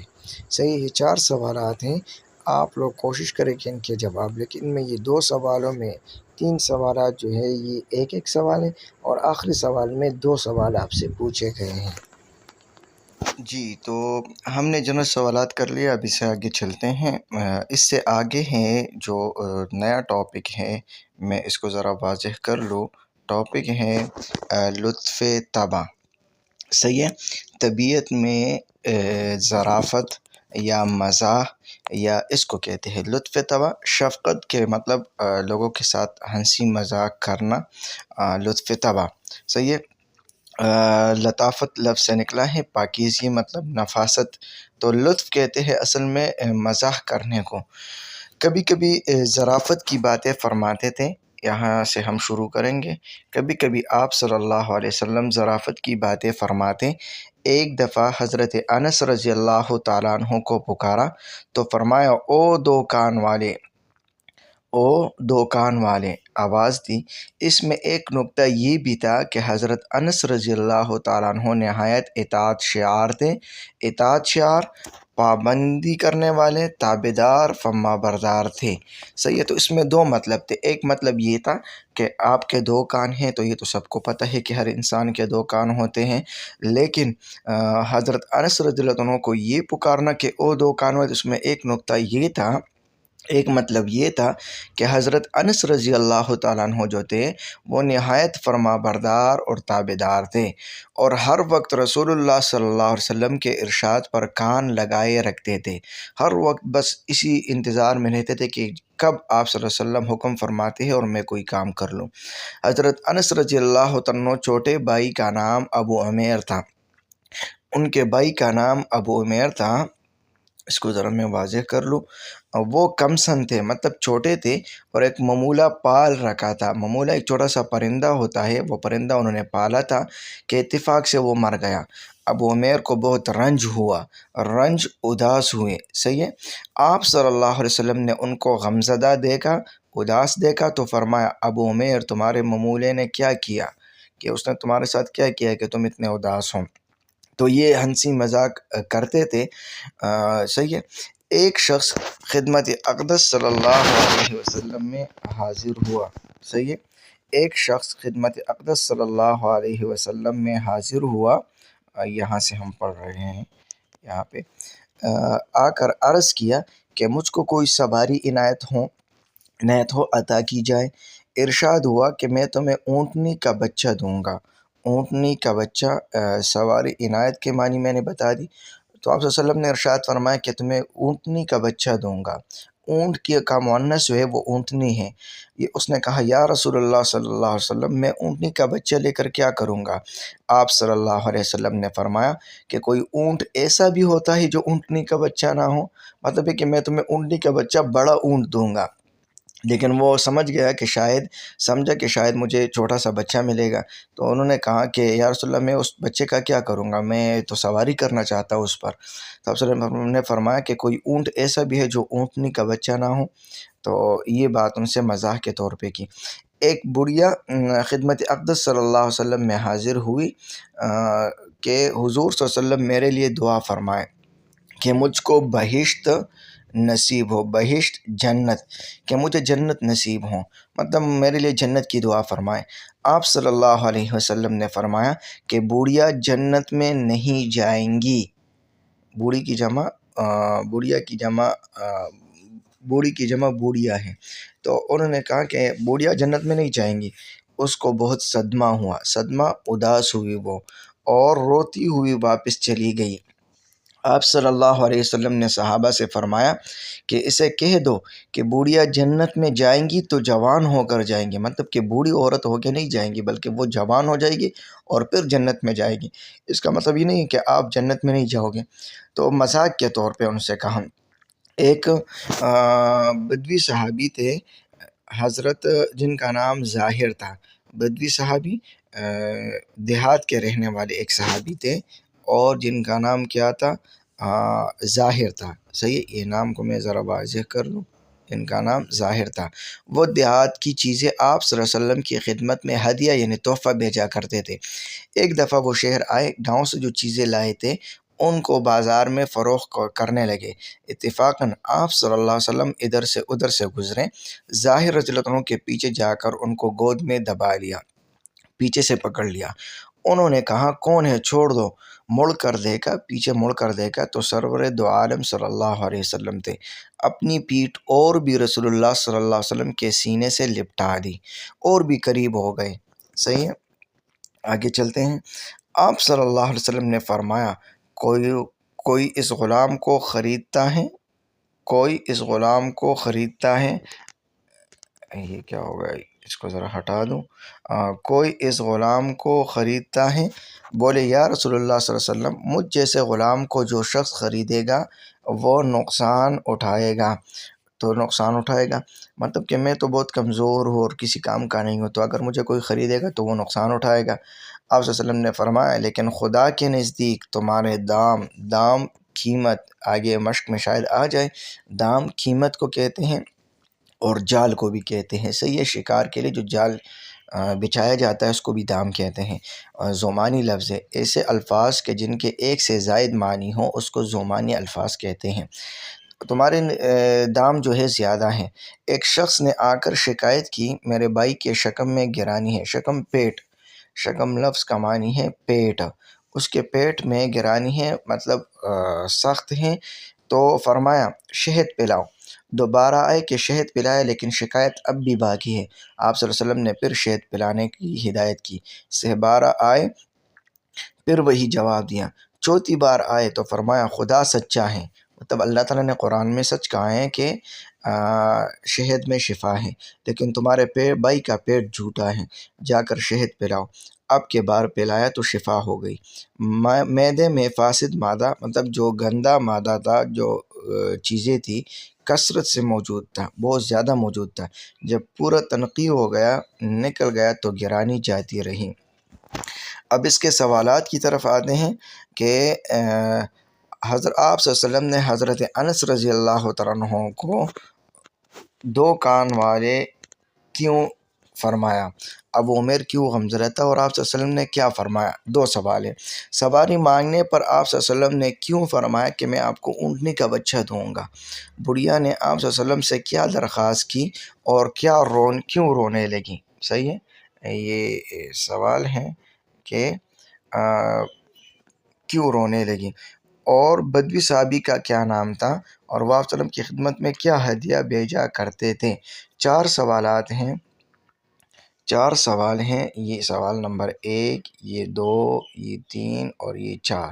تو اس کی آپ لوگ پریکٹس کریں اور ان سوالوں کے جواب لکھیں تاکہ آپ لوگوں کے پیپر کے حوالے سے جو سلو بیس پیٹرن میں نے آپ کو بتایا ہے اس کی تھوڑی سی مشق ہو جائے، آپ لوگ سیکھ سکیں۔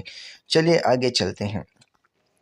اولاد سے محبت، صحیح ہے، اولاد سے محبت۔ اب یہاں پہ ایک اب سلم کی خوبی تھی کہ اپنی اولاد سے بے انتہا محبت تھی، اولاد سے نہایت محبت تھی۔ معمول تھا کہ جب کبھی سفر فرماتے تو سب سے آخر میں حضرت فاطمہ رضی اللہ عنہا کے پاس جاتے اور سفر سے واپس آتے تو جو شخص سب سے پہلے باریاب خدمت ہوتا، باریاب کے حاضر خدمت ہوتا تو وہ بھی حضرت فاطمہ ہوتی۔ ایک دفعہ کسی غزوے میں گئے، اسی اسنا میں حضرت فاطمہ رضی اللہ تعالیٰ عنہ دونوں صاحبزادوں حسنین، ایک کو امام حسن اور ایک کو امام حسین کہتے ہیں، دونوں کو حسنین کہتے ہیں۔ حسنین رضی اللہ عنہما کے لیے چاندی کے کنگن بنوائے اور دروازے پر پردے لٹکائے۔ رسول پاک صلی اللہ علیہ وسلم واپس تشریف لائے تو خلاف معمول حضرت فاطمہ کے گھر نہیں گئے، کیونکہ جب سفر سے واپس آتے تھے تو ان کے گھر جاتے تھے۔ اب جب اس دفعہ واپس آئے تو ان کے گھر نہیں گئے، تو وہ سمجھ گئی، فوراً پردوں کو چاک کر ڈالا، چاک پاڑ دیا۔ صحیح ہے، چاک پاڑ دیا۔ یہ میں دوبارہ ذرا اس کو پوائنٹ آؤٹ کر لوں۔ اور صاحبزادوں کے ہاتھ سے کنگن اتار لیے، وہ چاندی کے تھے، آپ وسلم چاندی پسند نہیں فرماتے تھے۔ صاحبزادے روتے ہوئے خدمت اقدس میں حاضر ہوئے۔ آپ صلی اللہ علیہ وسلم نے کنگن لے کر بازار میں بیچ دیے اور فرمایا کہ ان کے بدلے میں ہاتھی دان کے کنگن لا دو، جو ہاتھی کے دانتوں کے بنے ہوتے ہیں وہ کنگن لا دیں۔ آگے ایک اور واقعہ ہے کہ حضرت فاطمہ رضی اللہ تعالیٰ عنہ جب آپ وسلم کی خدمت میں تشریف لاتی تو آپ وسلم کھڑے ہو جاتے، ان کی پیشانی کو چومتے اور نشستگاہ سے ہٹ کر اپنی جگہ سے ہٹ کر اپنی جگہ پر بیٹھاتے۔ حسین رضی اللہ تعالیٰ عنہ سے بے انتہا محبت تھی، فرماتے تھے کہ یہ میرے گلدستے ہیں۔ حضرت فاطمہ رضی اللہ تعالیٰ عنہ کے گھر تشریف فرماتے لے جاتے تو فرماتے کہ میرے بچوں کو لانا، وہ صاحبزادوں کو لاتی۔ آپ صلی اللہ علیہ وسلم ان کو چومتے اور سینے سے لپٹا لیتے۔ ایک دفعہ مسجد میں خطبہ فرما رہے تھے، اتفاق سے حسین رضی اللہ عنہ سرخ کپڑے پہنے ہوئے آئے، کمسنی کی وجہ سے ہر قدم پر لڑکھڑاتے جاتے تھے، چھوٹے تھے، گرتے جاتے تھے۔ آپ صلی اللہ علیہ وسلم ضبط نہ کر سکے، ضبط برداشت نہ کر سکے، صحیح ہے، اور ممبر سے اتر کر گود میں اٹھا لیا اور اپنے سامنے بٹھا لیا۔ پھر فرمایا، خدا نے سچ کہا ہے، خدا نے سچ کہا ہے، انما اموالکم و اولادکم فتنہ، کہ تمہارے مال اور اولاد جو ہے وہ آزمائش ہے۔ صحیح ہے، فتنے کا مطلب نہیں ہے کہ یہ کوئی مصیبت یا کوئی فتنہ ہے، اس کا مطلب ہے کہ آزمائش ہے۔ حسین میرا ہے اور میں اس کا ہوں، خدا اس سے محبت رکھے جو حسین سے محبت رکھتا ہے۔ ایک دفعہ حضرت امام حسن رضی اللہ تعالیٰ عنہ یا امام حسین رضی اللہ تعالیٰ عنہ دوش مبارک پر سوار تھے، کندھے مبارک پر سوار تھے، دوش مبارک کندھے مبارک پر سوار تھے۔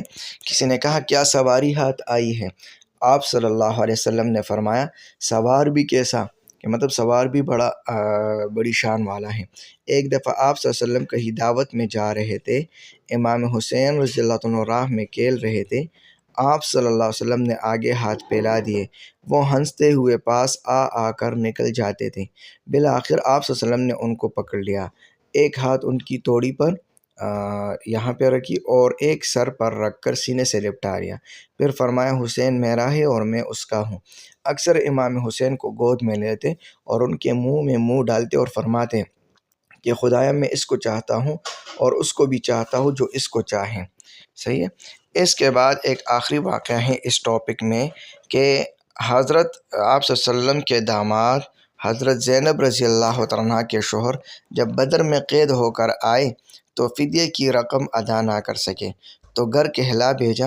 حضرت زینب نے اپنے گلے کا ہار بیچ دیا۔ یہ وہ ہار تھا جو حضرت زینب کے جہیز میں حضرت خدیجہ نے دیا تھا۔ رسول پاک صلی اللہ علیہ وسلم نے ہار دیکھا تو بے تاب ہو گئے اور آنکھوں سے آنسو نکل آئے۔ پھر صحابہ سے فرمایا، اگر تمہاری مرضی ہو تو یہ ہار میں زینب کو بیچ دوں، تو سب نے بصر و چشم منظور کر لیا۔ بصر و چشم کا مطلب سر آنکھوں پر، بصر سر فارسی کا لفظ ہے اور چشم آنکھوں کو کہتے ہیں، کہ سر آنکھوں پر منظور کر لے کہ ٹھیک ہے دے دے آپ۔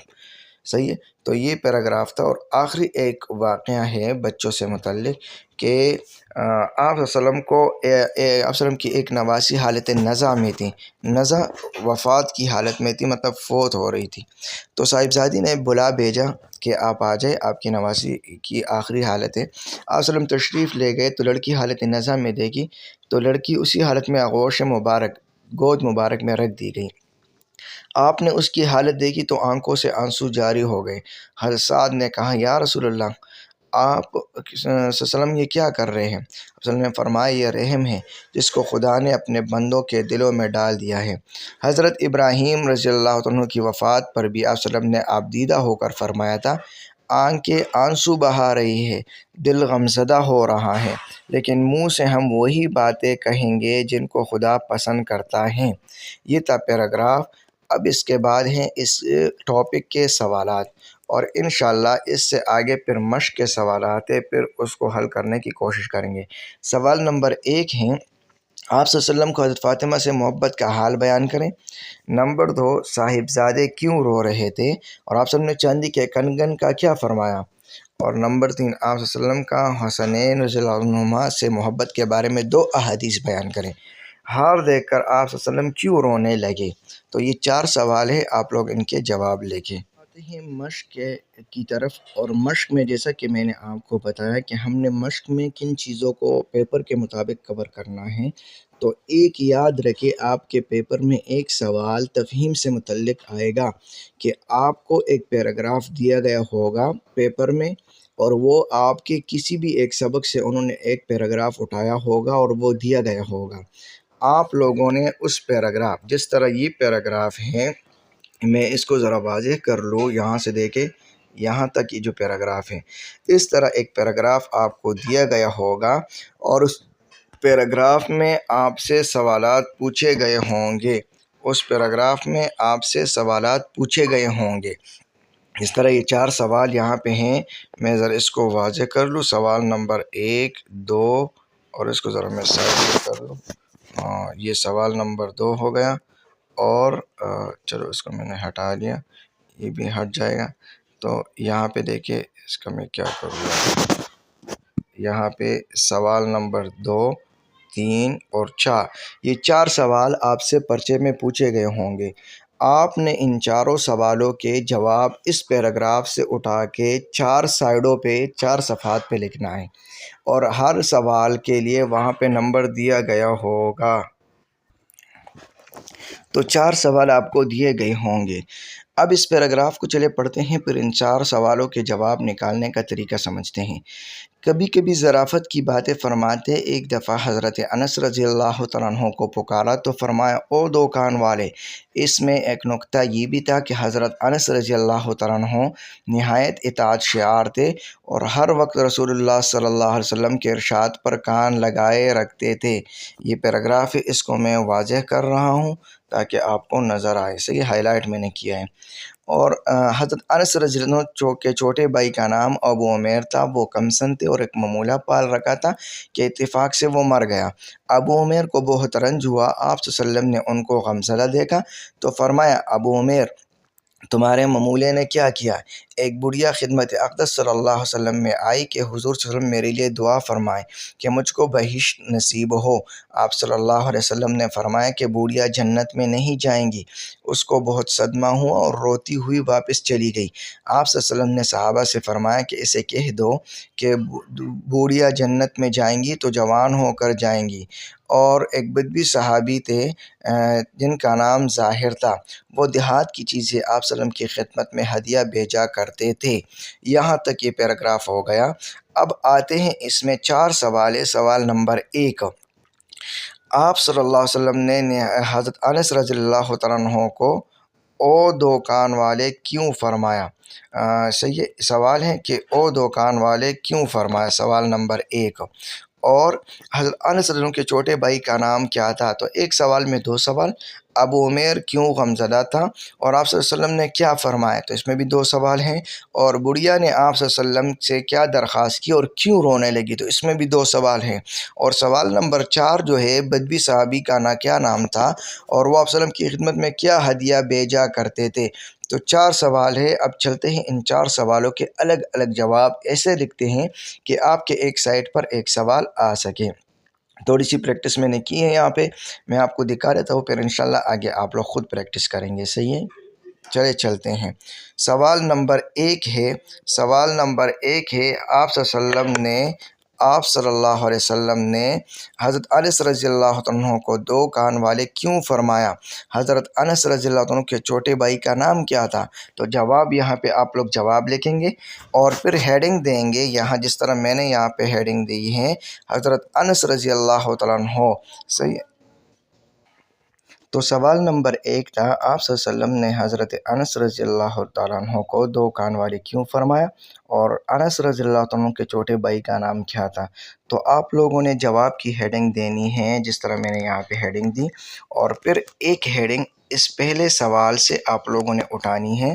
اس طرح میں نے حضرت انس رضی اللہ عنہ یہ ہیڈنگ اٹھائی، آپ لوگ 2 کان والے یہ ہیڈنگ بھی اٹھا سکتے ہو۔ آپ صلی اللہ علیہ وسلم نے حضرت انس کو اے دو کان والے کہہ کر اس لیے فرمایا کہ حضرت انس رضی اللہ عنہ نہایت اطاعت شعار تھے اور ہر وقت آپ صلی اللہ علیہ وسلم کی ارشاد پر کان لگائے بیٹھے رہتے تھے۔ یہ ایک سوال کا جواب ہو گیا۔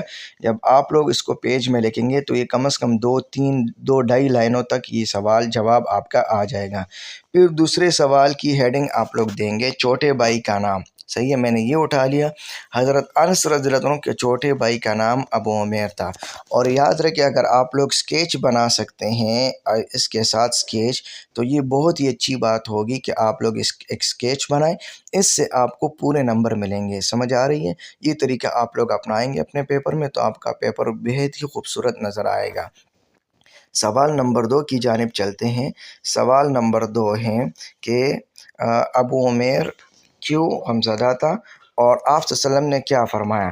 تو میں نے جواب کی ہیڈنگ دی اور پھر یہاں پہ ایک ہیڈنگ میں نے اٹھائی ابو عمیر اور غمزدہ، اور آگے میں نے جواب لکھ دیا۔ ایک لائن چھوڑ کے آپ لوگوں نے لکھنا ہے ابو عمیر نے ایک چھوٹا معمولہ پال رکھا تھا جو کسی وجہ سے مر گیا، اس لیے ابو عمیر بہت غمزدہ اور اداس تھا۔ یہاں تک آپ کا جواب پورا ہو گیا۔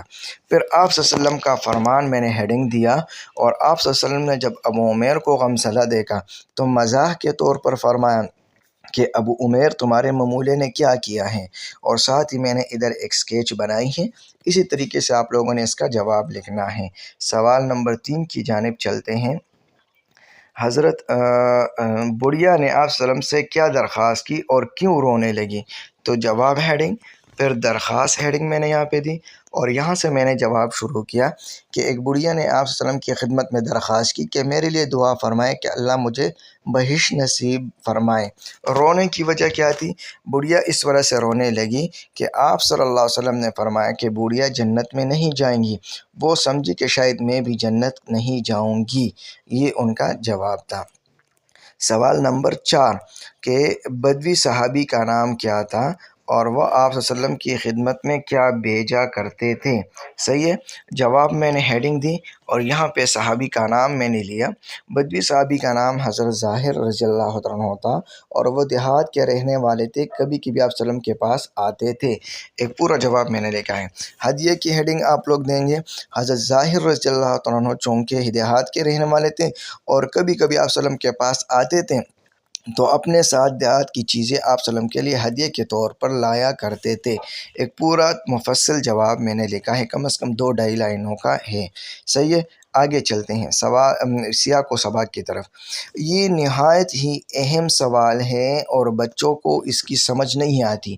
سیاق و سباق کے حوالے سے درج ذیل عبارت کی تشریح کریں۔ پیپر میں آپ کا ایک سوال سیاق و سباق سے متعلق ہوگا جو سوال نمبر 13 ہوگا۔ سیکشن جیم میں آپ کا ایک سوال ہوگا وہ سیاق و سباق سے متعلق ہوگا اور اس کے 6 نمبر ہوں گے۔ یاد رکھیں اس کے کتنے نمبر ہوں گے؟ 6 نمبر اس کے ہوں گے۔ صحیح ہے، تو اب اس کا طریقہ کیا ہے؟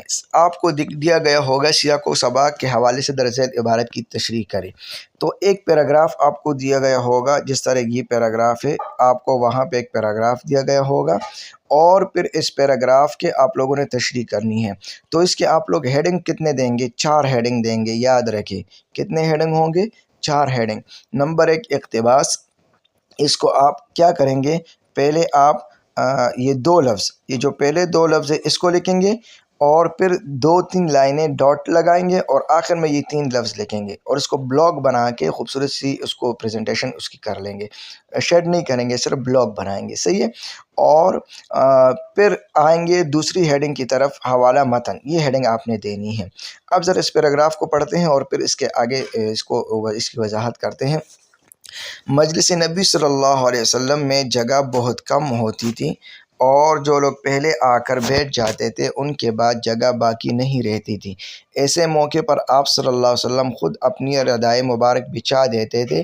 کسی کی کوئی بات بری معلوم ہوتی تو مجلس میں نام لے کر اس کا ذکر نہ فرماتے بلکہ صیغہ تعمیم کے ساتھ فرماتے تھے کہ لوگ ایسا کرتے ہیں، بعض لوگ ایسا کہتے ہیں، بعض لوگوں کی یہ عادت ہے۔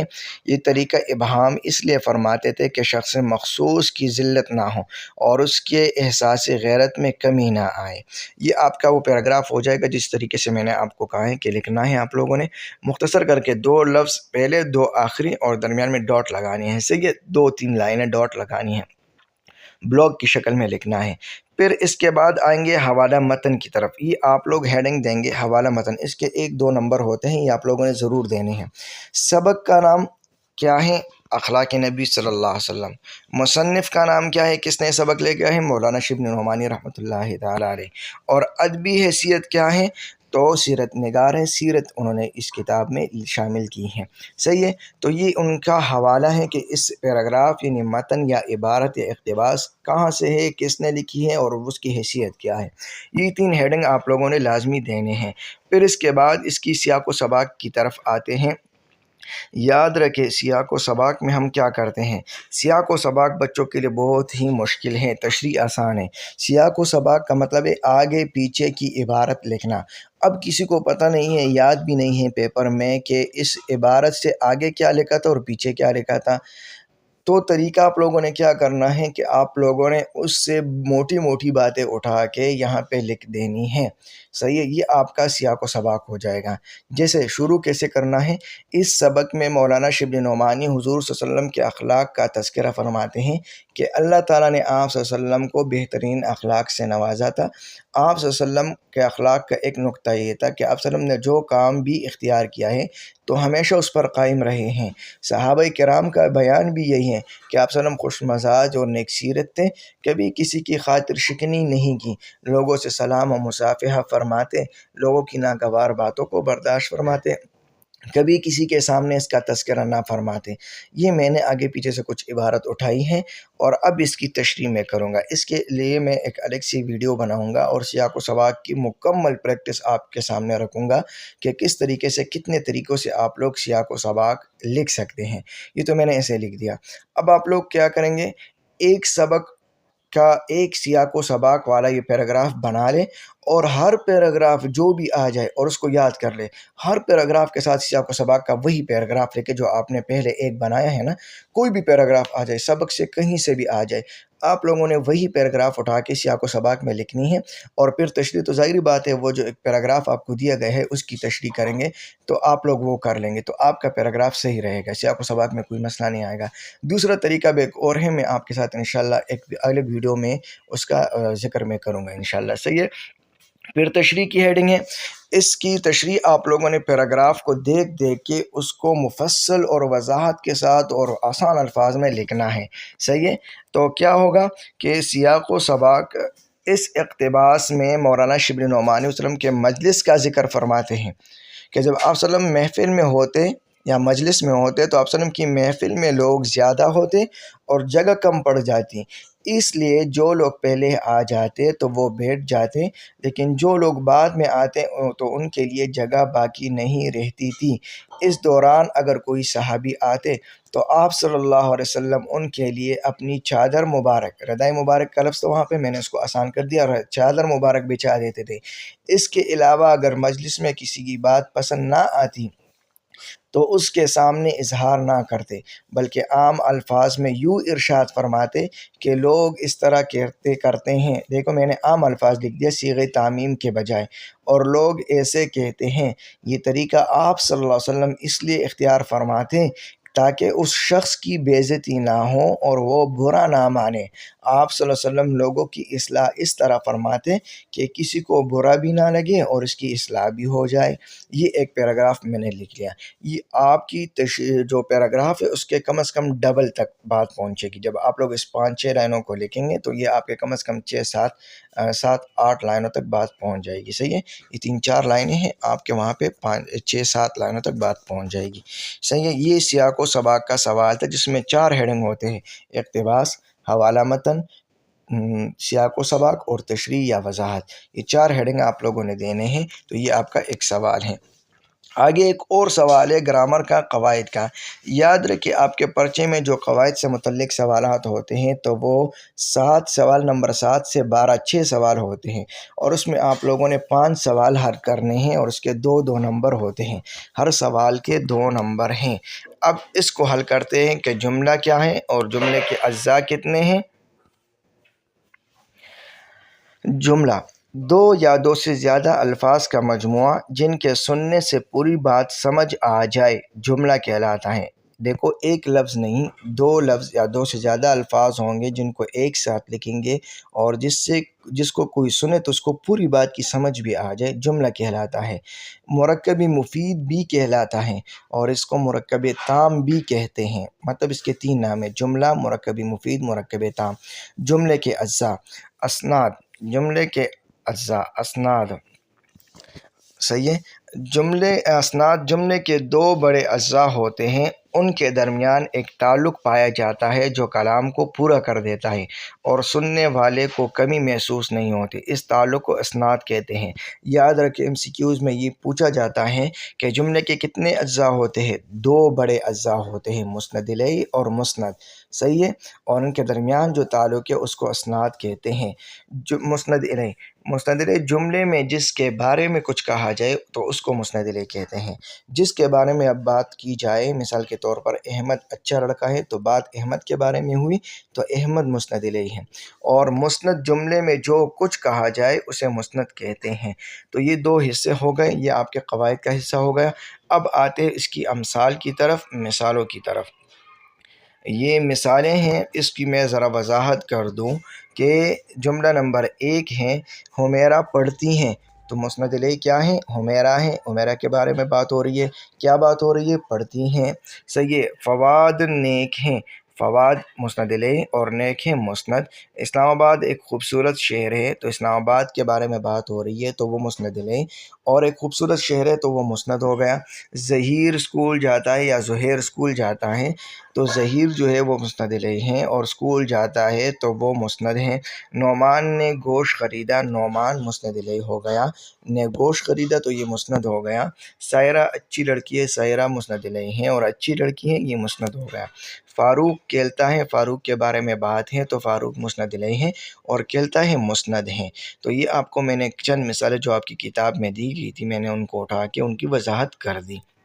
आगे चलते हैं। सबसे लास्ट में एक सवाल आपके पर्चे में आएगा और वो सवाल होगा मरकज़ी ख़याल से मुतल्लिक। याद रखें, इसके 5 नंबर होते हैं इस सवाल के और ये बहुत अहम है। दो सवाल, सवाल नंबर 5 और 6 हिस्सा बी में, वो आपके मरकज़ी ख़याल से मुतल्लिक होंगे। ये सवाल नंबर 5 एक सबक से मुतल्लिक मरकज़ी ख़याल होगा और एक नज़म से मुतल्लिक, क्योंकि गज़ल का मरकज़ी ख़याल नहीं होता, तो नज़म से मुतल्लिक एक मरकज़ी ख़याल होगा और एक सबक से मुतल्लिक होगा। मैंने इस सबक का मरकज़ी ख़याल भी लिखा है। याद रखें बेटा, आप लोगों ने मरकज़ी ख़याल पॉइंट्स में लिखना है और कम से कम 6-7 पॉइंट्स आपने लिखने हैं और इसके साथ एक स्केच भी बनाना है, डायग्राम, या आप लोग कह दें कि कोई खाका बनाना है। तो ये जो सवाल हैं मरकज़ी ख़याल, तो यहाँ से शुरू होता है। आप लोगों ने पहले ये लिखना है, इस सबक का मरकज़ी ख़याल ये है कि, ये लिखना है। ये भी लिख सकते हो, सबक अखलाक नबी सल्लल्लाहु अलैहि वसल्लम का मरकज़ी ख़याल ये है कि, इस तरह भी लिख सकते हो।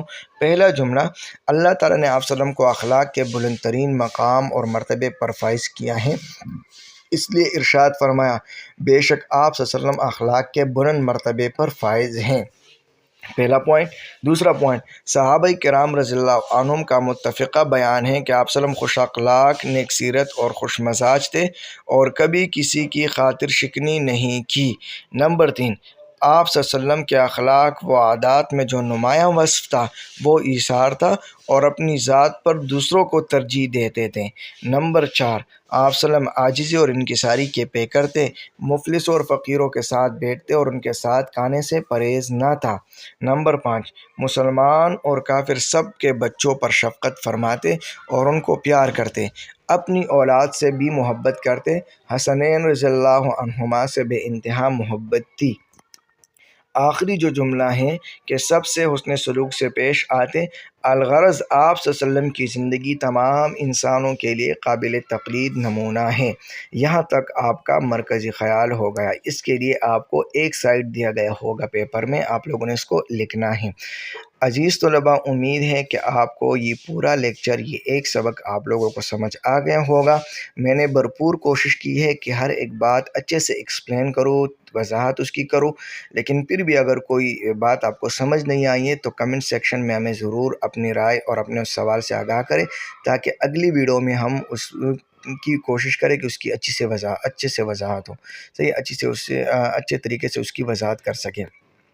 اگر آپ لوگوں کو ویڈیو اچھی لگی ہیں تو ہمارے چینل کو ضرور سبسکرائب کریں، اور نئی ویڈیو تک کے لیے انشاءاللہ نئی ویڈیو میں پھر ملیں گے، تب تک کے لیے اللہ حافظ۔